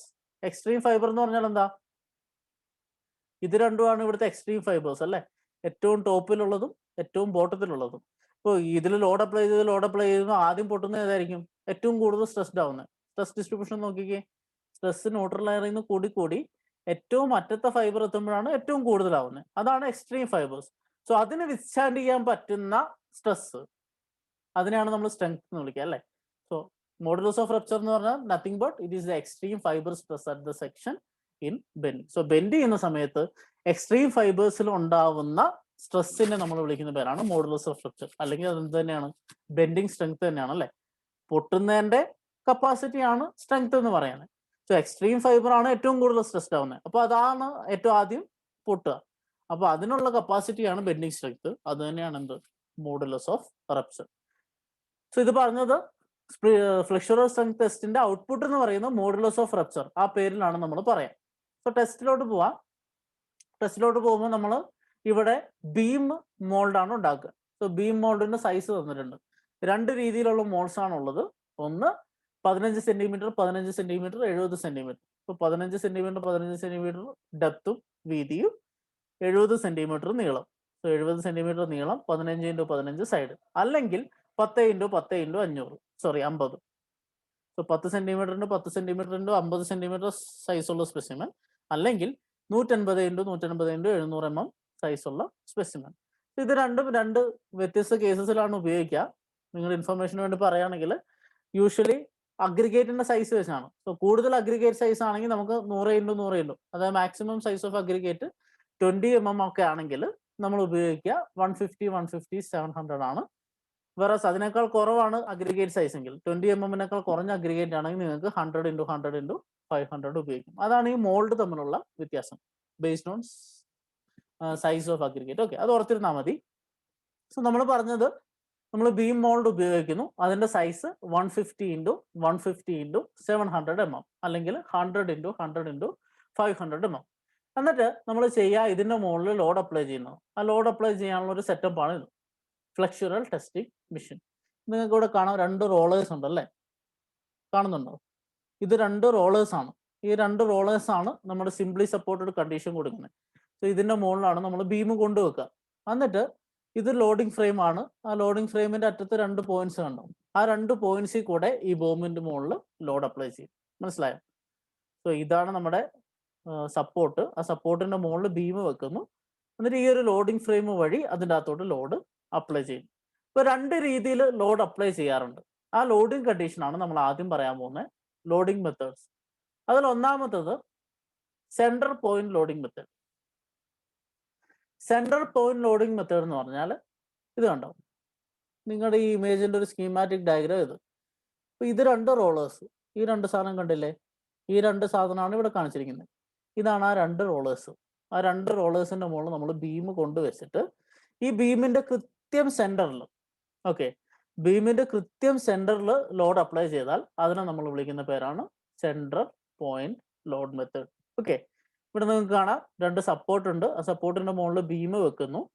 ഇതിന്റെ കൃത്യം സെന്ററിൽ, സോ സ്പാൻ എന്ന് പറഞ്ഞാൽ സപ്പോർട്ടാണ് അല്ലേ, അതിന്റെ കൃത്യം സെന്ററിലാണ് നമ്മൾ ലോഡ് അപ്ലൈ ചെയ്യുന്നതെങ്കിൽ അതിനെ സെൻട്രൽ പോയിന്റ് ലോഡിംഗ് എന്ന് പറയും. അടുത്തത് third point loading method. Third point loading method എന്ന് വെച്ചാൽ കൃത്യം 1/3 ലോഡ് അപ്ലൈ ചെയ്യാം. ഇപ്പോൾ ഈ ഒരു ബീമിന്റെ സ്പാനിനെ 3ആയിട്ട് ഭാഗിച്ചാൽ അതിന്റെ 1/3 ലൊക്കേഷൻ ഉണ്ടല്ലോ, അവിടെയാണ് നമ്മൾ ലോഡ് അപ്ലൈ ചെയ്യുന്നതെങ്കിൽ അതിന് നമ്മൾ തേർഡ് പോയിന്റ് ലോഡ് എന്ന് വിളിക്കും. സോ ഈ ഒരു ചിത്രം നോക്കുക. ഈ ഒരു ചിത്രം നോക്കിയാൽ ഇവിടെ ഒരു തേർഡ് പോയിന്റ് ലോഡിംഗ് കണ്ടീഷനാണ് കൊടുത്തിരിക്കുന്നത്. കണ്ടോ, ഇവിടെ 2 പോയിന്റ്സ് ഉണ്ട്. നോക്കിക്കേ, ഈ 2 പോയിന്റ്സ് കണ്ടോ? ഈ ചിത്രം നോക്കി കഴിഞ്ഞാൽ നിങ്ങൾക്ക് കാണാം, ഈ 2 പോയിന്റ്സ് ആണ് അത്. സോ ഇവിടെ നിന്ന് ലോഡ് വരുന്നു. ആ ലോഡ് ബീമിലോട്ട് അപ്ലൈ ചെയ്യുന്ന കൃത്യം 2 പോയിന്റ്സിലാണ്. ഒരു പോയിന്റ് ഇവിടെ, ഒരു പോയിന്റ് ഇവിടെ. അങ്ങനെ കൃത്യം 1/3 ഓഫ് സ്പാനിൽ ലോഡ് അപ്ലൈ ചെയ്യുന്നതുകൊണ്ട് അതിനെ നമ്മൾ എന്ത് വിളിക്കുന്നു? തേർഡ് പോയിന്റ് ലോഡിംഗ് എന്ന് വിളിക്കുന്നു. സോ രണ്ട് രീതിയിൽ നമുക്ക് ലോഡ് കൊടുക്കാം. ഒന്ന് സെൻട്രൽ പോയിന്റ് ലോഡിംഗ് മെത്തേഡ്, രണ്ടാമത്തത് തേർഡ് പോയിന്റ് ലോഡിംഗ് മെത്തേഡ്. നമുക്ക് ടെസ്റ്റിലോട്ട് പോവാം. എങ്ങനെയാണ് ടെസ്റ്റ് ചെയ്യുന്നതെന്ന്. നമ്മളിവിടെ തേർഡ് പോയിന്റ് ലോഡ് ടെസ്റ്റിനെ കുറിച്ചാണ് പറയുന്നത്. ഓക്കെ, നമ്മൾ എക്സ്പ്ലെയിൻ ചെയ്യാൻ പോകുന്നത് തേർഡ് പോയിന്റ് ലോഡിംഗ് മെത്തേഡ്. നിങ്ങൾക്ക് കാണാമല്ലോ അല്ലേ, നമ്മളിപ്പോൾ പറഞ്ഞിരുന്ന രണ്ടാമത്തെ കേസ് തേർഡ് പോയിന്റ് ലോഡിംഗിൽ വെച്ചുള്ള പ്രൊസീജിയറാണ് നമ്മൾ പറയുന്നത്. സോ ഫസ്റ്റ് സ്റ്റെപ്പ് എന്താ? സാധാരണ പോലെ സ്റ്റാൻഡേർഡ് മെത്തേഡിൽ നമ്മുടെ കോൺക്രീറ്റ് ക്യൂബ് അല്ല, ഇവിടെ ഒരു ബീം മോൾഡ് ആണ് അല്ലേ, നമ്മൾ പറഞ്ഞ 150 × 150 × 700 അല്ലെങ്കിൽ 100 × 100 × 500 ഏതെങ്കിലും ഒരു സ്പെസിമെൻ എടുക്കുക, മോൾഡ് എടുക്കുക. ആ മോൾഡിൽ നമ്മൾ കോൺക്രീറ്റ് സ്റ്റാൻഡേർഡ് മാനറിൽ വൈബ്രേഷൻ വഴിയോ ഹാൻഡ് കോമ്പാക്ഷൻ വഴിയോ കോമ്പാക്ട് ചെയ്തിട്ട് എടുക്കുക. എന്നിട്ട് എന്ത് ചെയ്യുക? ബീം നേരത്തെ പറഞ്ഞ പോലെ ഒരു ദിവസം കഴിയുമ്പോൾ മോൾഡ് റിമൂവ് ചെയ്യുക. മോൾഡ് റിമൂവ് ചെയ്തിട്ട് ഇതിന് ക്യൂറിങ്ങിന് ഇടുക. ഇപ്പോൾ എത്ര ദിവസത്തിലാണോ നമ്മൾ ടെസ്റ്റ് ചെയ്യുന്നത് അതിനനുസരിച്ച് ക്യൂറിങ് ടൈം ഫിക്സ് ചെയ്യുക. എന്നിട്ട് ക്യൂറിങ് ടാങ്കിൽ കൊണ്ടിടുക, പ്രോപ്പറായിട്ട് ക്യൂർ ചെയ്യുക. അങ്ങനെ ക്യൂർ ചെയ്തതിന് ശേഷം നമ്മൾ ഇതെടുക്കുന്നു. ക്യൂർ ചെയ്ത് അത്യാവശ്യം ഒന്ന് ക്ലീൻ ചെയ്തിട്ട് നമ്മൾ ആദ്യം ചെയ്യാൻ പോകുന്നത് ഇതിൽ കുറച്ച് ഡിസ്റ്റൻസസ് മാർക്ക് ചെയ്യും. ആ ഡിസ്റ്റൻസസ് മാർക്കിംഗ് ആണ് ഇവിടെ കാണിച്ചിരിക്കുന്നത്. ഇപ്പൊ നമ്മൾ പറഞ്ഞു 70 സെന്റിമീറ്റർ സ്പെസിമെന്റെ കാര്യമാണ് നമ്മൾ പറയുന്നത്. ഇപ്പൊ ഈ 70 സെന്റിമീറ്റർ സ്പെസിമെൻ എടുത്താൽ ആദ്യം നമ്മൾ ചെയ്യേണ്ടേ അതിന്റെ രണ്ടറ്റത്ത് ഒരു 5 സെന്റിമീറ്റർ വെച്ച് മാർക്ക് ചെയ്യും. അതെന്തിനാന്ന് വെച്ചാൽ ഈ ഒരു പോയിന്റ്സിൽ, ഈ 5 സെന്റിമീറ്റർ പോയിന്റ്സിലായിരിക്കും നമ്മൾ സപ്പോർട്ട് വെക്കുക. സപ്പോർട്ട് വെക്കുന്ന സ്ഥലം കണ്ടോ? ആ സപ്പോർട്ട് വെക്കുന്നത് ഈ 5 സെന്റിമീറ്റർ പോയിന്റ്സിലായിരിക്കും. എന്നിട്ട് അതിന്റെ 1/3 മാർക്ക് ചെയ്യും. സോ 70 സെന്റിമീറ്റർ ആണെങ്കിൽ 20 സെന്റിമീറ്റർ 20 സെന്റിമീറ്റർ 20 സെന്റിമീറ്റർ ഇങ്ങനെ മാർക്ക് ചെയ്യും. സോ ഇത്രയും മാർക്കിങ് നമ്മൾ ആ ബീമിന് നടത്തണം. യൂഷ്വലി നമ്മൾ ചെയ്യുക കൃത്യം 70 സെന്റിമീറ്റർ ഒന്നും വരാൻ സാധ്യതയില്ലാത്തതുകൊണ്ട് ആദ്യം ചെയ്യാൻ പോകുന്നത് നമ്മൾ എന്താണെന്നറിയോ? ഇതിന്റെ സെന്റർ മാർക്ക് ചെയ്യും. നമ്മുടെ സ്പെസിമെന്റെ കൃത്യം സെന്റർ മാർക്ക് ചെയ്യും. ആ സെന്ററിൽ നിന്ന് നമുക്ക് വേണ്ട ഡിസ്റ്റൻസ്, സോ ഇവിടെ 20ഉം 10ഉം 30 ഇങ്ങോട്ടും 30 അങ്ങോട്ടും മാർക്ക് ചെയ്യും. എന്നിട്ട് നമ്മൾ സ്പെസിമെനിൽ വെക്കുക ചെയ്യാം. അപ്പോൾ നമ്മൾ ഇവിടെ എക്സ്പ്ലെയിൻ ചെയ്യാൻ വേണ്ടി ഇങ്ങനെ പറഞ്ഞതേ ഉള്ളൂ. സോ 5 സെന്റിമീറ്റർ എടുക്കുന്നു, അതിന്റെ 1/3 പോയിന്റ്സ് മാർക്ക് ചെയ്യുന്നു. എന്നിട്ട് എന്താ ചെയ്യണ്ടേ? ഇതിനെ കൊണ്ടുപോയിട്ട് നമുക്ക് ഈ സെറ്റപ്പിൽ വെക്കണം അല്ലേ. സെറ്റപ്പിൽ വെക്കുമ്പോൾ ഈ രണ്ട് ലൈൻസ് എവിടെ ഇരിക്കണം? ഈ രണ്ട് സപ്പോർട്ടിന്റെ മുകളിൽ ഇരിക്കണം. നമ്മൾ വരച്ച ഈ രണ്ട് ലൈൻസ് രണ്ട് സപ്പോർട്ടിന്റെ മുകളിൽ ഇരിക്കണം. ഈ രണ്ട് ലൈൻസ് എവിടെ ഇരിക്കണം? ലോഡിന്റെ താഴെ ആയിരിക്കണം അല്ലെ. ഈ രണ്ട് ലോഡിംഗ് പോയിന്റ്സ് ഉണ്ടല്ലോ, അതിന്റെ താഴെ ആയിരിക്കണം ഈ രണ്ട് ലൈൻസ്. ഈ രണ്ട് ലൈൻസ് എവിടെയായിരിക്കണം? സപ്പോർട്ടിന്റെ മുകളിലായിരിക്കണം. ഇങ്ങനെയാണ് വെക്കുക. ഇങ്ങനെയാണെങ്കിലാണ് നമുക്ക് ആ തേർഡ് പോയിന്റ് ലോഡിംഗ് മെത്തേഡ് നമ്മുടെ റിസൾട്ടിൽ കിട്ടുക. ഓക്കെ, സോ ലോഡ് അപ്ലൈ ചെയ്യുന്നു. ലോഡ് അപ്ലൈ ചെയ്ത് അവസാനം ഇത് പൊട്ടുന്നു. അങ്ങനെ പൊട്ടുമ്പോൾ നമുക്ക് എന്ത് കിട്ടും? ഫെയിലിയർ ലോഡ് കിട്ടും. ആ ഫെയിലിയർ ലോഡ് വെച്ചാണ് നമ്മൾ ഫ്ലെക്സുറൽ സ്ട്രെങ്ത് കണ്ടുപിടിക്കുക. പക്ഷെ ഇവിടെ ഫെയിലിയർ ലോഡ് വെച്ച് ഫ്ലെക്സുറൽ സ്ട്രെങ്ത് കണ്ടുപിടിക്കുമ്പോൾ രണ്ട് ഇക്വേഷൻ ഉണ്ട്. ആ രണ്ട് ഇക്വേഷനെ ഡിപ്പെൻഡ് ചെയ്യുന്ന ഒരു പാരാമീറ്റർ ഉണ്ട്. അതാണ് നമ്മൾ ആദ്യം പറയാൻ പോകുന്നത്. നമ്മൾ ലോഡ് ചെയ്ത് കഴിഞ്ഞപ്പോൾ ബീം പൊട്ടി. ഓക്കെ, ലോഡ് ചെയ്തു, ബീം പൊട്ടി. ബീം പൊട്ടുന്ന രീതിയാണ് ഇവിടെ കാണിച്ചിരിക്കുന്നത്. കണ്ടോ? ഇവിടെ ക്രാക്ക് കാണുന്നുണ്ടോ നിങ്ങൾ? ഇതാണ് ബീം പൊട്ടുന്ന രീതി. ഓക്കെ, നമ്മൾ ആദ്യം ചെയ്യുക ഒരു ഡിസ്റ്റൻസ് മാർക്ക് ചെയ്യും. ആ ഡിസ്റ്റൻസിന് നമ്മൾ എ എന്നാണ് റെപ്രസെന്റ് ചെയ്യുക. ഓക്കെ, ബീം പൊട്ടിയ ക്രാക്ക് നമ്മൾ കണ്ടു. ആ ക്രാക്കിലേക്ക് ഒരു ഡിസ്റ്റൻസ് എടുക്കണം, അതാണ് എ. ആ ഡിസ്റ്റൻസിന്റെ പ്രത്യേകത it should be taken from the nearest support. Okay, ഇവിടെ ഒരു സപ്പോർട്ട് ഉണ്ട്, ഇവിടെ ഒരു സപ്പോർട്ട് ഉണ്ട് അല്ലെ. സോ ഇവിടുന്ന് ഡിസ്റ്റൻസ് ഉണ്ട്, ഇവിടുന്ന് ഡിസ്റ്റൻസ് ഉണ്ട്. പക്ഷെ എ എന്ന് പറയുന്ന ഡിസ്റ്റൻസ് നമ്മൾ പൊട്ടിയ ക്രാക്ക് ഉണ്ടല്ലോ, ആ ക്രാക്കും നിയറസ്റ്റ് സപ്പോർട്ടും തമ്മിലുള്ള ഡിസ്റ്റൻസ് ആണ്. സോ പൊട്ടിയ ക്രാക്കും നിയറസ്റ്റ് സപ്പോർട്ടും തമ്മിലുള്ള distance a. So that is your a. Based on this a we are going to tell the flexural strength equation. Okay, നമുക്ക് നോക്കാം. സോ മോഡുലസ് ഓഫ് റപ്ചർ ആണ് ഫ്ലെക്സുറൽ സ്ട്രെങ്ത് അല്ലെങ്കിൽ ബെൻഡിങ് സ്ട്രെങ്ത് എന്ന് നമുക്കറിയാം. അത് നമ്മൾ കണ്ടുപിടിക്കുന്നത് ഈ എ ഡിസ്റ്റൻസ് വെച്ചാണ്. അപ്പൊ നമുക്ക് രണ്ട് രീതിയിലുള്ള സ്പെസിമെൻ ഉണ്ടല്ലേ. ഒന്നെങ്കിൽ 50 സെന്റിമീറ്റർ നീളമുള്ളതായിരിക്കും, അല്ലെങ്കിൽ 70 സെന്റിമീറ്റർ ഉള്ളതായിരിക്കും. അപ്പോൾ രണ്ടിന്റെയും കേസസ് നമ്മൾ പറയാൻ പോവാണ്. സോ ഈ എ എന്ന് പറയുന്ന ഡിസ്റ്റൻസ് 15 സെന്റിമീറ്റർ സ്പെസിമെന് 20 സെന്റിമീറ്ററിൽ കൂടുതലാണെങ്കിൽ കൺഫ്യൂസ്ഡ് ആവണ്ട കേട്ടോ. So 15 centimetre specimen, so 15 × 15 × 70. ആ സ്പെസിമെനിൽ ഈ എ എന്ന് പറയുന്ന ഡിസ്റ്റൻസ് എന്തായിരുന്നു? നമ്മൾ ക്രാക്ക് വന്ന പോയിന്റിൽ നിന്ന് നിയറസ്റ്റ് സപ്പോർട്ടിലോട്ടുള്ള ഡിസ്റ്റൻസ്. സോ അത് 15 സെന്റിമീറ്റർ സ്പെസിമെന് 20 സെന്റിമീറ്ററിൽ കൂടുതലാണെങ്കിലും 10 സെന്റിമീറ്റർ സ്പെസിമെന് 13.3 സെന്റിമീറ്ററിൽ കൂടുതലാണെങ്കിലും നിങ്ങൾ യൂസ് ചെയ്യേണ്ട ഇക്വേഷൻ എന്താണ്? P l by b d square. F b is equal to p l by b d square, where l is the beam span. Beam span എന്ന് പറഞ്ഞാൽ എന്താ? നമ്മൾ support ചെയ്യുന്ന centre to centre distance ആണ്. ഒരിക്കലും 70 centimetre അല്ല, നമ്മൾ support കൊടുക്കുമല്ലോ, ആ സപ്പോർട്ടുകൾ തമ്മിലുള്ള ഡിസ്റ്റൻസ് ആണ് എൽ എന്ന് പറഞ്ഞാൽ. ബി എന്ന് വെച്ചാൽ വിഡ്ത്ത് ഓഫ് ബീം ആണ്, ഡി എന്ന് പറഞ്ഞാൽ ഡെപ്ത് ഓഫ് ബീം ആണ്. So if this distance A is greater than 20 centimeter for 15 centimeter specimen and greater than 13.3 centimeter for 10 centimeter specimen, you will apply the equation PL by BD square. ഇനി ഇതല്ല, ഈ a എന്ന് പറയുന്ന distance 15 centimetre സ്പെസിമെന് less than 20 സെന്റിമീറ്ററും 10 centimetre സ്പെസിമെന് less than 13.3 സെന്റിമീറ്ററും ആണെങ്കിൽ you will use another equation which is 3PA by BD square. So PL by BD square അല്ലെങ്കിൽ 3PA by BD square. So ഈ ഒരു ഇക്വേഷൻ വെച്ച് നിങ്ങൾക്ക് മോഡുലസ് ഓഫ് റപ്ചർ കണ്ടുപിടിക്കാം. Modulus of rupture is also an indirect representation of tensile strength of the beam. Okay, so നമ്മൾ ഇന്നത്തെ ക്ലാസ്സിന് മുഴുവൻ ഡിസ്കസ് ചെയ്തത് സ്ട്രെങ്ത്തിനെ കുറിച്ചാണ്. കുറച്ചധികം ക്വാണ്ടിറ്റി ഓഫ് കാര്യങ്ങൾ നമ്മൾ കൺവേ ചെയ്തിട്ടുണ്ട്. നിങ്ങൾക്ക് ഒരുപാട് കൺഫ്യൂഷൻസ് ഉണ്ടാക്കാനുള്ള സാധ്യതയുണ്ട്. പക്ഷെ നമുക്ക് ടൈം ലിമിറ്റ് ഉള്ള ടൈം കൺസ്ട്രെയിൻ ഉള്ളത് കൊണ്ട് ഓരോന്നായിട്ട് എടുത്തു പോകാൻ സമയമില്ലാത്തതുകൊണ്ടാണ് ഇത്രയും കാര്യങ്ങൾ ഒരുമിച്ച് നിങ്ങൾക്ക് ക്ലാസ് എടുത്തത്. Sorry for that, but I think I have explain the things to you. Just ഒന്ന് റിവൈസ് ചെയ്ത് നോക്കുക. ഓരോ കാര്യങ്ങളും ഓരോ ടെസ്റ്റും എന്തിനു വേണ്ടിയാണ്, ആ ടെസ്റ്റിന്റെ ഔട്ട്പുട്ട് എന്താണെന്ന് റിവൈസ് ചെയ്ത് നോക്കുക. So with this we are concluding the first property of hardened concrete which is strength. അടുത്ത ക്ലാസ്സിൽ നമ്മൾ ഡിസ്കസ് ചെയ്യാൻ പോകുന്നത് സ്ട്രെസ് സ്ട്രെയിൻ ക്യാരക്ടറിസ്റ്റിക്സ് ആണ്. അതാണ് modulus of elasticity, Poisson's ratio, modular ratio, അങ്ങനെയുള്ള ഫാക്ടേഴ്സിനെ കുറിച്ചാണ് നമ്മൾ അടുത്ത ക്ലാസ്സിൽ ഡിസ്കസ് ചെയ്യുക. So we will see in the next class. Till then, by.